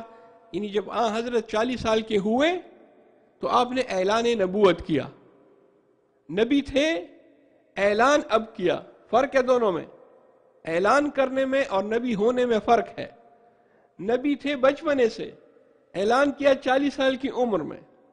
ایک اور مثال دوں، غدیر میں اعلان ولایت ہوا تھا، اعلان امامت نہیں ہوا تھا. امام تھے شروع سے، لیکن اعلان امامت و ولایت وہ 18 ذی الحجہ کو غدیر کے دن جب آپ کو ہاتھ بلند کر کے فرمایا من کنت مولا فہذا علی مولا. اس سے یہ مراد نہیں کہ اس سے پہلے امام علیہ السلام امام نہیں تھے، نہیں، آپ ولی بھی تھے، مومنین کے ولی تھے. اور یہ جو اعلان وصایت اور اعلان ولایت یہ ہوا غدیر کو. لہذا ان دو چیزوں میں آپ ہمیشہ ذہن میں رکھیے گا، ان دونوں میں جو فرق ہے. تو یہاں پر بھی بعثت کو اعلان ہوا تھا، اعلان نبوت، اعلان رسالت. اس سے پہلے 40 سال تک لوگوں کو حضرت پر بھروسہ تھا، امین اور صادق کہتے تھے اور بڑی عزت احترام. کچھ لوگ تھے جو حسد اور اناد بھی رکھتے تھے، لیکن آپ کی شخصیت اس زمانے میں سب اس پر متفق تھے. آپ نے اعلان نبوت کیا، اور یہ کب ہوا؟ جب آپ کی عمر 40 برس کی تھی. امیر المومنین علیہ السلام اس وقت 10 برس کے تھے، کیونکہ دونوں بزرگواروں میں 30 سال کا فرق تھا. اور یہ اعلان کب ہوا؟ یہ اعلان اس وقت ہوا جب سب سے پہلے قرآن کی آیات نازل ہوئیں. توجہ کیجئے گا، یہ دن کتنا امپورٹنٹ اور اہمیت والا دن ہے. قرآن مجید کی جو سب سے پہلی آیات ہیں وہ اسی دن 27 رجب کو نازل ہوئی. پہلی آیت جو نازل ہوئی بسم اللہ الرحمن الرحیم، اس کے بعد ارشاد ہوا اقرأ بسم ربک الذی خلق، پڑھ اس اللہ کے نام سے جس نے تجھے خلق کیا، جس نے تمام کائنات کو خلق کیا، جو خالق ہے. اقرأ، پڑھ اس رب کے نام سے جو خالق ہے، جو تمام چیزوں کو خلق کرتا ہے. یہ جب آیات، پہلی 5 آیات نازل ہوئی ہیں سورہ العلق کی، پورا سورہ نازل نہیں ہوا، توجہ کیجئے گا، صرف پہلی 5 آیات نازل ہوئی، باقی آیات بعد میں نازل ہوئی. تو قرآن مجید کا نزول بعثت سے شروع ہوا. امیر المومنین علیہ السلام کا ایک خطبہ ہے نہج البلاغہ میں، فرماتے ہیں کہ جب پہلی مرتبہ وحی نازل ہوئی تو میں غار میں تھا، غار حرا میں رسول خدا کے ساتھ تھا، اور میرے سامنے آیات نازل ہوئیں، میرے سامنے پہلی مرتبہ وحی نازل ہوئی. امیر المومنین جناب رسول خدا کے ساتھ ہیں، پہلی وحی نازل ہوئی اس وقت بھی ساتھ ہیں، اور ہمیشہ سے ساتھ، اس کے بعد ہمیشہ سے ساتھ، اس سے پہلے بھی. ایک سوال یہ بھی پوچھا گیا کہ مولانا صاحب کل رات آپ نے اعمال کرائے 27 رجب کی، اس میں جو زیارت آپ نے پڑھی وہ زیارت مخصوص امیر المومنین علیہ السلام کی پڑھی. وہ کیوں؟ بعثت رسول کی ہوئی اور زیارت امیر المومنین کی پڑھی جا رہی ہے، وہ بھی مخصوص زیارت. 3 زیارات ملتی ہیں روایات میں کہ جو اس رات کو پڑھنی چاہیے. امیر المومنین کی 3 مخصوص زیارات بعثت کے حوالے سے. جب رسول کی بعثت ہوئی تو زیارت رسول پڑھنی چاہیے. امیر المومنین کی زیارت پڑھنا کیوں اعمال میں ضروری ہے؟ جواب دیتے ہیں کہ وہ اس لیے کہ امیر المومنین ہمیشہ رسول خدا کے ساتھ رہے. خود فرماتے ہیں کہ میں رسول کے پیچھے ایسے چلتا تھا جس طرح ایک اونٹنی کا بچہ اپنی ماں کے پیچھے چلتا ہے. اور شاید اس کا جواب یہ بھی ہو کہ حضرت خود فرماتے ہیں کہ یا علی لحموں کا لحمی و دموں کا دمی، تیرا گوشت میرا گوشت، تیرا خون میرا خون. ہم دونوں میں فرق نہیں ہے، بقول اردو کہ ایک جان 2 قالب، ایک جان ہے، قالب 2 ہیں، پیکر 2 ہیں. لہذا اسی وجہ سے اگر بعثت رسول خدا ہے تو زیارت مخصوص امیر المومنین علیہ السلام کی ہے. شیخ عباس قمی نے بھی ایک بہت ہی بہترین واقعہ لکھا ہے مفاتیح الجنان میں، اور یہ واقعہ اس لیے کوٹ کر رہا ہوں کیونکہ جب مفاتیح الجنان کی بات آتی ہے تو پھر اس کی اوتھینٹسٹی میں کوئی شک نہیں کر سکتا، کیونکہ انتہائی اوتھینٹک کتاب شیعوں میں مفاتیح الجنان ہے. شاید ہی کوئی ایسا شیعہ ہوگا جس کے گھر میں مفاتیح نہ ہوگی. وہ ماہ رجب کے اعمال میں لکھتا ہے اور نقل کرتا ہے ابن بطوطہ سے، جو مشہور سیاح تھا، جو سفر کرتا تھا، اور رحلہ ابن بطوطہ کے نام سے اس نے کتاب بھی لکھی. اکثر ممالک میں گیا اور اپنا سفر نامہ لکھا. مشہور آدمی ہے ابن بطوطہ. کہتا ہے کہ میں مکہ مکرمہ سے نکل کر نجف اشرف کی طرف گیا، اور جب میں نجف اشرف پہنچا، اب یہ ابن بطوطہ کہہ رہے جو شیعہ نہیں ہے، لیکن شیخ عباس قمی نے اس کو اپنے مفاتیح الجنان جیسی معتبر کتاب میں نقل کیا. لکھتے ہیں کہ ابن بطوطہ کہتا ہے جب میں نجف میں پہنچا تو مجھے پتا چلا کہ اس شہر کے وسط میں جو مزار ہے امیر المومنین علیہ السلام کا، وہاں پہ ہمیشہ اجتماع رہتا ہے. تو مجھے یہ خواہش ہوئی کہ جا کے دیکھوں کہ اتنے لوگ وہاں کیا کرتے ہیں. تو میں نے دیکھا لوگ جمع ہے مزار کے اندر، حرم کے اندر، کوئی تلاوت قرآن کر رہا ہے، کوئی دعائیں مانگ رہا ہے. اور وہاں کے لوگوں سے مجھے پتا چلا کہ ابن بطوطہ اگر تم نے یہاں رش دیکھنا ہے تو 27 رجب کو آ کر دیکھو، بعثت کے دن جو رش ہوتا ہے یہاں پہ. کہتے ہیں میں نے پوچھا 27 رجب کو کیا ہوتا ہے؟ جواب دیتے ہیں کہ 27 رجب کو جتنی بھی شیعہ ہیں جو لنگڑے، لولے، اپاہج، چلنے پھرنے سے قاصر، یہاں آ کر جمع ہو کے امیر المومنین علیہ السلام سے اپنے صحت کی دعا کراتے ہیں، دعا مانگتے ہیں امیر سے، اور ان کو صحت ہوتی ہے، اور وہی جو کہ چلنے سے قاصر دوڑتے ہوئے واپس نکلتے ہیں. کہا مجھے یقین نہیں آیا. میں خود تو کبھی 27 رجب کو وہاں نہیں گیا تھا کہ اپنی آنکھوں سے دیکھوں کہ کیسے لوگوں کو کرامات حرم سے شفا ملتی ہے، لیکن میں نے وہاں 3 آدمیوں کو دیکھا. حرم کے باہر ایک مسافر خانہ تھا، وہاں 3 آدمیوں کو میں نے دیکھا. ایک روم سے آیا تھا، ایک اصفہان سے، اور تیسرا خراسان سے. اور میں نے دیکھا کہ وہ چل پھر نہیں سکتے، ویسے بیٹھے ہوئے وہاں پہ. میں نے پوچھا تم لوگ یہاں کیوں آئے ہو اتنی دور سے؟ روم کہاں، نجف کہاں، اصفہان کہاں؟ اس زمانے میں تو یہ سفر اس طرح نہیں ہوتا تھا جو آج کل ہوتا ہے. کہا ہم سب بیمار ہیں، مریض ہیں، امیر المومنین علیہ السلام سے شفا مانگنے کے لیے آئے ہیں. کہا اچھا کیا تمہیں شفا ملی؟ شفا مانگی ملی؟ کہا نہیں ملی. کہا کیوں؟ کہا ہم 27 رجب کو نہیں پہنچ سکے. 27 رجب جو مخصوص دن ہے، ہم اس تاریخ تک نہیں پہنچ سکے، یہاں دیر ہو گئی. کہا اب انتظار کر رہے ہیں اگلے سال کا 27 رجب آئے، شفا لے کر یہاں سے جائیں. انتظار کر رہے ہیں، ابھی تک انتظار میں ہیں کہ جب 27 رجب آئے گا آئندہ سال کا اور ہمیں شفا ہوگی تب ہم جائیں گے. 27 رجب کوئی معمولی تاریخ نہیں ہے، یہ بعثت کی تاریخ ہے. اور اس میں انسان یہ نہ سمجھے کہ یہ بعثت کیا ہے. وہ پہاڑی والا واقعہ بہت مشہور ہے کہ جی آپ غار حرا میں تھے، پہاڑ پہ تھے، تو وہ جبرائیل علیہ السلام نازل ہوئے. اور اس سلسلے میں تو لوگوں نے بڑے عجیب قسم کی قصے کہانیاں، میں اس میں نہیں جانا چاہتا، وہ اب سن چکے ہیں. میں کوشش کرتا ہوں کہ کوئی نئی بات کہوں. تکرار اور ریپیٹیشن کو جتنا میں کوشش کروں کہ ایوائڈ کروں، انشاءاللہ ایوائڈ کرنے کی کوشش کرتا ہوں. لیکن اس کے ساتھ جو واقعات ہیں اس میں نہیں چاہتا لوگوں نے کیا کیا واقعات منسوب کیے ہیں، بنائے ہیں.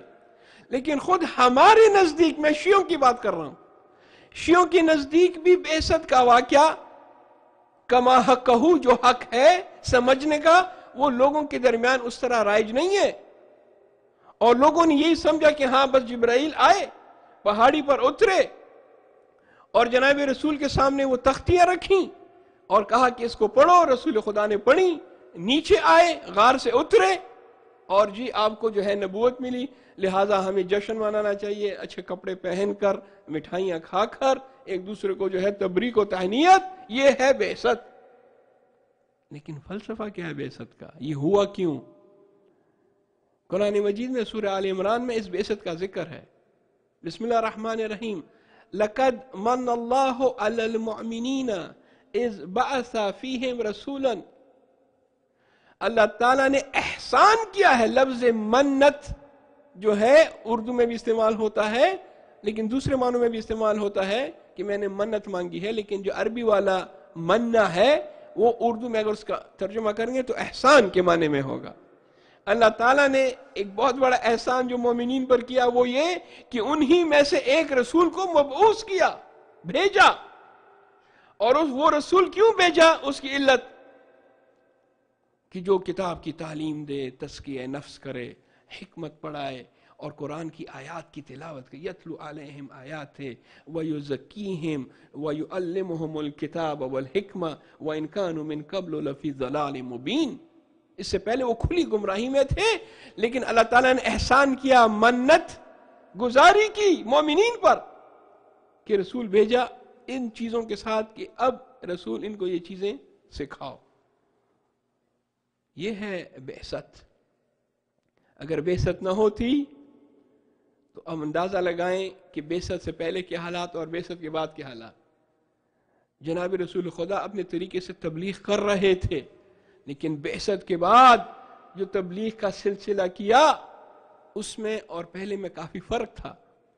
پہلے 3 سال جو تبلیغ تھی وہ کھل کر نہیں تھی, لیکن جب ارشاد ہوا کہ وَأَنذِرْ عَشِيرَتَكَ الْأَقْرَبِينَ, اب اپنے جو تمہارے قریبی رشتہ دار ہیں ان سے شروع کرو, تو وہ علنی تبلیغ شروع ہوئی.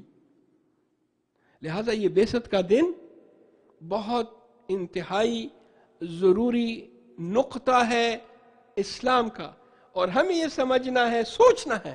سب چیزیں سوچ سے ہوں گی. اگر آپ نے سوچنا سمجھنا چھوڑ دیا تو پھر آپ کو بعض مسائل سمجھنے میں بڑی دیر لگ سکتی ہے, لیکن اگر آپ نے یہ سوچنے والی تدبیر کارگر کی اور اس پر عمل کیا تو کافی مسائل آپ کے خود بخود حل ہو جائیں گے. نہ مجھے باہر سے آنے کی ضرورت پڑے گی, نہیں موسی صاحب کو جو ہے یہاں پر آ کر ہمیشہ آپ کے سامنے لمبی تقریریں کرنی پڑیں گی. آپ خود تفکر, اس لیے کہتے ہیں التفکر الساعہ افضل من عبادت 70 سنہ, بعض 60 سنہ 70 سنہ, 70 سال 60 سال کی عبادت سے 1 گھنٹے کا تفکر, سوچنا, تدبر کرنا, ٹو پونڈر, ٹو تھنک, یہ بہتر ہے. لیکن ہم زیادہ تر کوشش کرتے ہیں, عادت ہم کو یہ ہو گئی ہے ریڈی میڈ چیزیں کھانے کی, ریڈی میڈ چیزیں لینے کی. خود ہم محنت نہیں کرتے, کہتے نہیں بس کوئی آ کر ہم کو سمجھا دے. وہ تو آپ کو سمجھا دے گا, لیکن آپ خود اگر سمجھیں تو اس میں ایک الگ کیف, ایک الگ مزہ آتا ہے جب انسان خود سمجھے تفکر کے ساتھ. آپ تفکر کریں کہ اس بعثت نے ہم پر کتنا بڑا احسان کیا. بعثت رسول خدا نے کس طرح ایک اسلام کی جو حالت تھی اور جو اسلام کے احکامات, اس کی بالکل شکل ہی تبدیل کر دی, اور کتنے اس کے فوائد ہوئے. لہذا یہ جشن اور یہ عید اس مناسبت سے منانی چاہیے کہ اس میں ہمیں بھی اپنی زندگیوں میں ایک چینج لے کر آنا ہے. بعثت ایک چینج کا نام ہے. چینج یعنی تبدیلی. پہلے حالات الگ تھے, بعثت کے بعد حالات تبدیل ہو گئے. لہذا بعثت جو ہوتا ہے وہ تبدیلی کا نام ہوتا ہے. انسان نے اپنے اندر تبدیلی لانی ہوتی ہے. اس لیے جب یہ بعثت کا دن آتا ہے تو ایران میں جو ہمارے رہبر ہیں وہ ایک تقریر کرتے ہیں, خاص تقریر کرتے ہیں, اور جو غیر مسلمان ہیں ان کو بھی وہ اس تقریر کا انتظار رہتا ہے, کیونکہ اس میں ہمیشہ کچھ نہ کچھ ایسے پوائنٹ ہوتے ہیں, ایسے نکات ہوتے ہیں کہ جو نئے ہوتے ہیں. رہبر کی تقریر کا انتظار امریکہ میں بھی لوگ کرتے ہیں, اور رہبر کی تقریر کا انتظار, وہ تقریر جو ہوتی ہے وہ بعثت کے عنوان سے ہوتی ہے, بعثت کی مناسبت سے. کئی سالوں سے تو میں دیکھ رہا ہوں کہ جب بعثت کے دن کو 1 یا 2 دن رہ جائیں تو وہاں کا جو چیف جسٹس ہے وہ رہبر کو جو ہے خط لکھتا ہے اور کہتا ہے کہ اتنی بڑی عید آ رہی ہے, ہمارے پاس کچھ قیدی ہیں 700-800 کی تعداد میں جن کا جرم اس حد تک سنگین نہیں ہے, ان کو معافی دی جا سکتی ہے. آپ اجازت دیتے ہیں کہ ہم ان کو معاف کر دیں اور وہ اپنے گھروں کو چلے جائیں, تاکہ اس عید کے یہ جو اتنی بڑی عید ہے اس کا فائدہ ان کو بھی ملے. تو رہبر نے ہمیشہ موافقت کی ہے. آپ ایک جملہ لکھ دیتے ہیں کہ ہاں میں موافق ہوں, جو قیدی اس قابل ہے کہ اس کی سزا معاف ہو تو اس عید بعثت کے صدقے میں اس کی سزا معاف کر دو اور اس کو گھر جانے دو.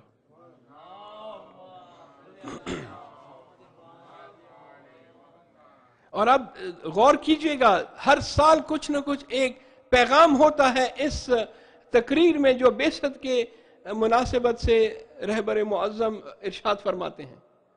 لہذا یہ بہت ہی انتہائی ضروری عید ہے ہمارے لیے اور اسلامی کیلنڈر میں اس کی بڑی اہمیت ہے. یہ ایک بات. دوسری بات اور آخری بات وہ ہے معراج کی.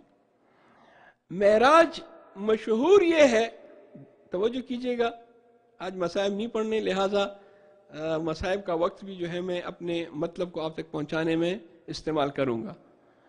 معراج کے لیے مشہور یہ ہے کہ وہ 27 رجب کو ہوئی، جبکہ بعثت کے لیے کوئی شک نہیں ہے کہ وہ 27 رجب کو تھی، اس میں کوئی شک نہیں ہے. کہیں پر بھی ہم کو بعثت کی تاریخ میں اختلاف نہیں ملتا. معراج کے سلسلے میں ہمارے پاس علماء کے درمیان اختلاف ہے کہ یہ معراج کب ہوئی. ایک تاریخ ہے 27 رجب کی، دوسری تاریخ ہے 17 رمضان کی. 17 ماہ مبارک رمضان بھی کہتے ہیں کہ اس میں بھی معراج ہوئی، اور تیسری تاریخ جو ہے وہ 21 رمضان کی ہے، اور کچھ اور تاریخیں بھی ہیں، لیکن یہ جو مشہور تاریخیں ہیں. دیکھا جائے تو بعثت زیادہ مشہور واقعہ نہیں ہے، عوام کے لحاظ سے بات کر رہا ہوں. معراج زیادہ مشہور ہے کیونکہ قرآن میں معراج کا ذکر بہت ہے. سورہ الاسراء میں بھی ہے، سورہ والنجم میں بھی ہے، معراج کا پورا تفصیل ہے.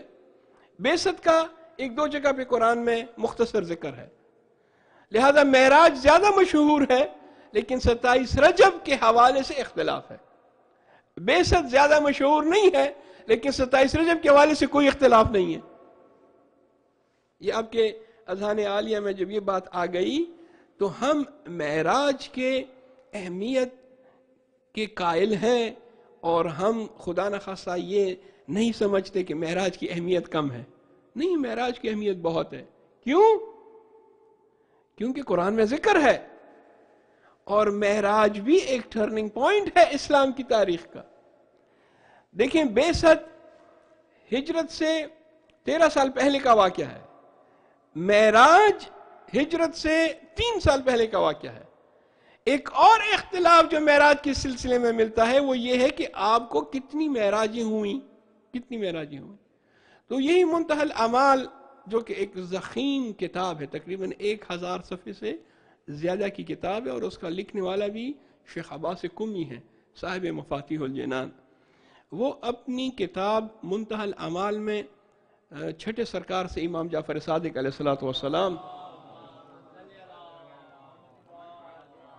سے ایک حدیث نقل کرتے ہیں اور کہتے ہیں کہ حضرت فرماتے ہیں کہ مجھے 120 مرتبہ معراج ہوئی. 120 مرتبہ. لیکن ہم اگر 120 معراجیں منانا شروع کر دیں تو سارا سال تو پھر ہم کو معراج منانے میں گزر جائے گا.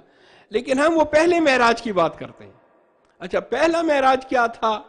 وہ ام ہانی کے گھر سے جو شروع ہوا تھا. اس میں بھی اختلاف ہے. بعض نے کہا ام ہانی کا گھر جو کہ امیر المومنین کی بہن تھی، بعض نے کہا نہیں، مسجد الحرام سے. اس میں ایک الاسراء ہے، اسراء کہتے ہیں جرنی کو، سفر کو، اور ایک ہے المعراج. معراج کہتے ہیں اسینشن کو، اوپر جانے کو. الاسراء والمعراج، ایک جرنی ہے، ایک اسینشن ہے، ایک سفر ہے، ایک اوپر جو ہے بلندی کی طرف جانا ہے.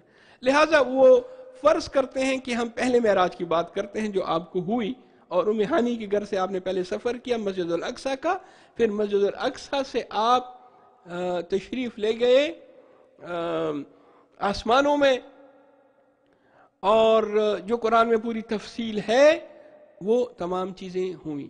لہذا معراج کی اہمیت اپنی جگہ پہ، کوئی اس کی اہمیت میں کسی کو شک نہیں ہونا چاہیے. تاریخ میں اختلاف ہو سکتا ہے، اس سے بھی فرق نہیں پڑتا. آپ 27 رجب کو بھی منا لیں، توفیق ہو تو 17 رمضان کو بھی آپ معراج کا جشن منا لیں، اور باقی جو تاریخیں ہیں اس میں بھی معراج کا جشن منانے میں کوئی حرج نہیں ہے. معراج کا کیا فلسفہ ہے؟ معراج کا فلسفہ بھی یہی ہے کہ بعد از وفات جناب ابو طالب اور بعد از وفات جناب خدیجۃ الکبریٰ رسول خدا کو کہ قلب محترم کو مقدس کو بڑی تکلیف ہوئی، کیونکہ دو ایسی عظیم ہستیاں کہ جو رسول خدا کی بہت قریب تھیں وہ اس دنیا سے چلی گئیں، تو جناب رسول خدا کے مبارک قلب کو، مقدس دل کو تسکین کے لیے پروردگار عالم نے جناب کو حضرت کو معراج کرائی، اور آپ جب معراج پر گئے تو آپ کو احکامات ملے، آپ احکامات لے کر آئے، کچھ احکامات کی تفصیل لوگ بیان کرتے ہیں، اور آپ کو تمام چیزیں جو اسرار تھے، سیکرٹس آف کریشن، وہ بھی اسی معراج میں حضرت کے سامنے بیان ہوئے۔ ایک روایت ہے، اسی روایت میں کے ساتھ ہی جو ہے اپنے عرائض کو ختم کرتا ہوں۔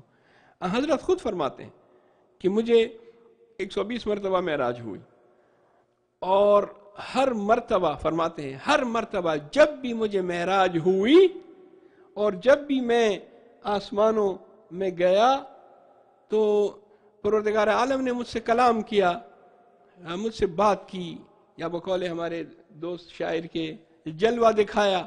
بڑے خوبصورت انداز میں انہوں نے اشعار پڑھے، مدح سرائی کی۔ لہذا کہتے ہیں کہ میں جب بھی گیا پروردگار عالم نے مجھے اپنا جلوہ دکھایا، اور پروردگار عالم نے مجھ سے کلام کیا، اور ہر مرتبہ ہر کلام میں علی ابن ابی طالب کا ذکر ضرور کیا۔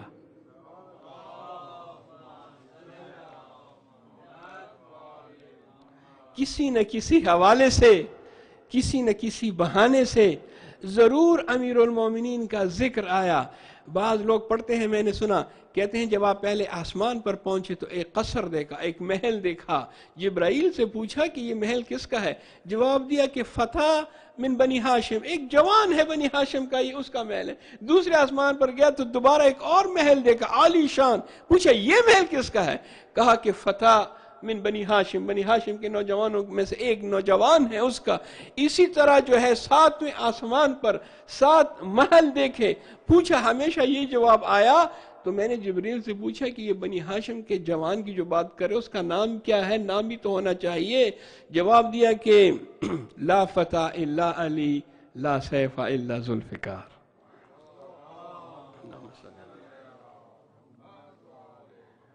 دعا کا وقت ہے، جشن کے بعد اور مغرب کا وقت قریب ہو تو یہی وہ وقت ہے کہ جو انشاءاللہ پروردگار عالم دعا سنتا ہے۔ اسی امید کے ساتھ ہاتھ بلند کر کے 10 مرتبہ اللہ کو یاد کر کے بسمک العظیم العظم الاجل الاکرم، یا اللہ یا اللہ یا اللہ یا اللہ یا اللہ یا اللہ الہی بحق محمد وانت المحمود، بحق علی وانت العلی الاعلی، بحق فاطمہ وانت فاطر السماوات والارض، بحق حسن وانت المحسن، بحق حسین وانت قدیم الاحسان۔ بار اللہ جو مریض ہیں، بیمار ہیں، ان کو صحت شفا کامل عطا فرما۔ منظور نظر کچھ مریض ہیں، تارا بی بی اور ایک مریضہ ہیں جس کا نام سونیا ہے، اور یہاں بھی جو ہیں درخواست ہوئی ہے دعائے صحت۔ عظما رضوی مریضہ ہیں، اور عمران مہدی کے والد بھی مریض ہیں، اور عقیل جگانی کے والد بھی مریض ہیں، اور جو نام لیے جو نام نہیں لیے، جتنے بھی بار الہ مریض اور بیمار ہیں مومنین اور مومنات میں سے، تو دلوں کا حال جانتا ہے، ان سب کو صحت شفا کامل عطا فرما۔ تجھے واسطہ بعثت رسول کا، تجھے واسطہ معراج رسول کا، ہماری اس محفل میں جو جس قسم کی نیک اور شرعی حاجت لے کر آیا ہے، آج کسی کو خالی ہاتھ یہاں سے واپس مت لوٹا، اور بار اللہ ہمارے علم اور تقوی ایمان میں اضافہ فرما۔ امام زمان علیہ السلام کا مبارک دل ہم سے راضی اور خوشنود فرما، اور بار اللہ ہمارے اعمال جب امام علیہ السلام کے سامنے جائیں تو ان کے چہرے پہ تبسم آئے، ہمارے اعمال کو دیکھ کے امام علیہ السلام خوش ہو جائیں، اور بار اللہ امام علیہ السلام کے ظہور میں تعجیل فرما، ہمیں ان کے اعوان و انصار میں شمار فرما۔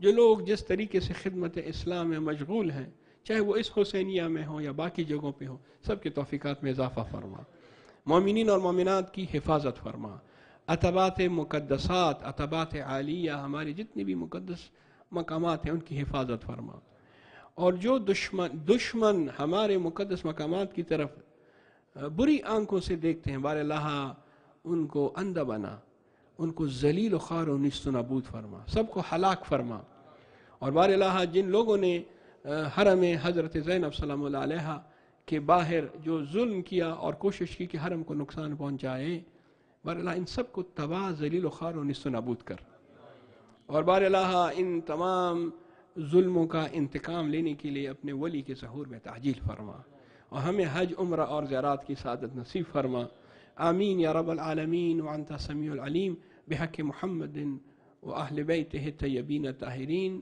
جملہ مومنین اور مومنات اور حاضرین کے مرحومین کی سال ثواب کے لیے سورۃ المبارکۃ الفاتحہ مع الصلوات۔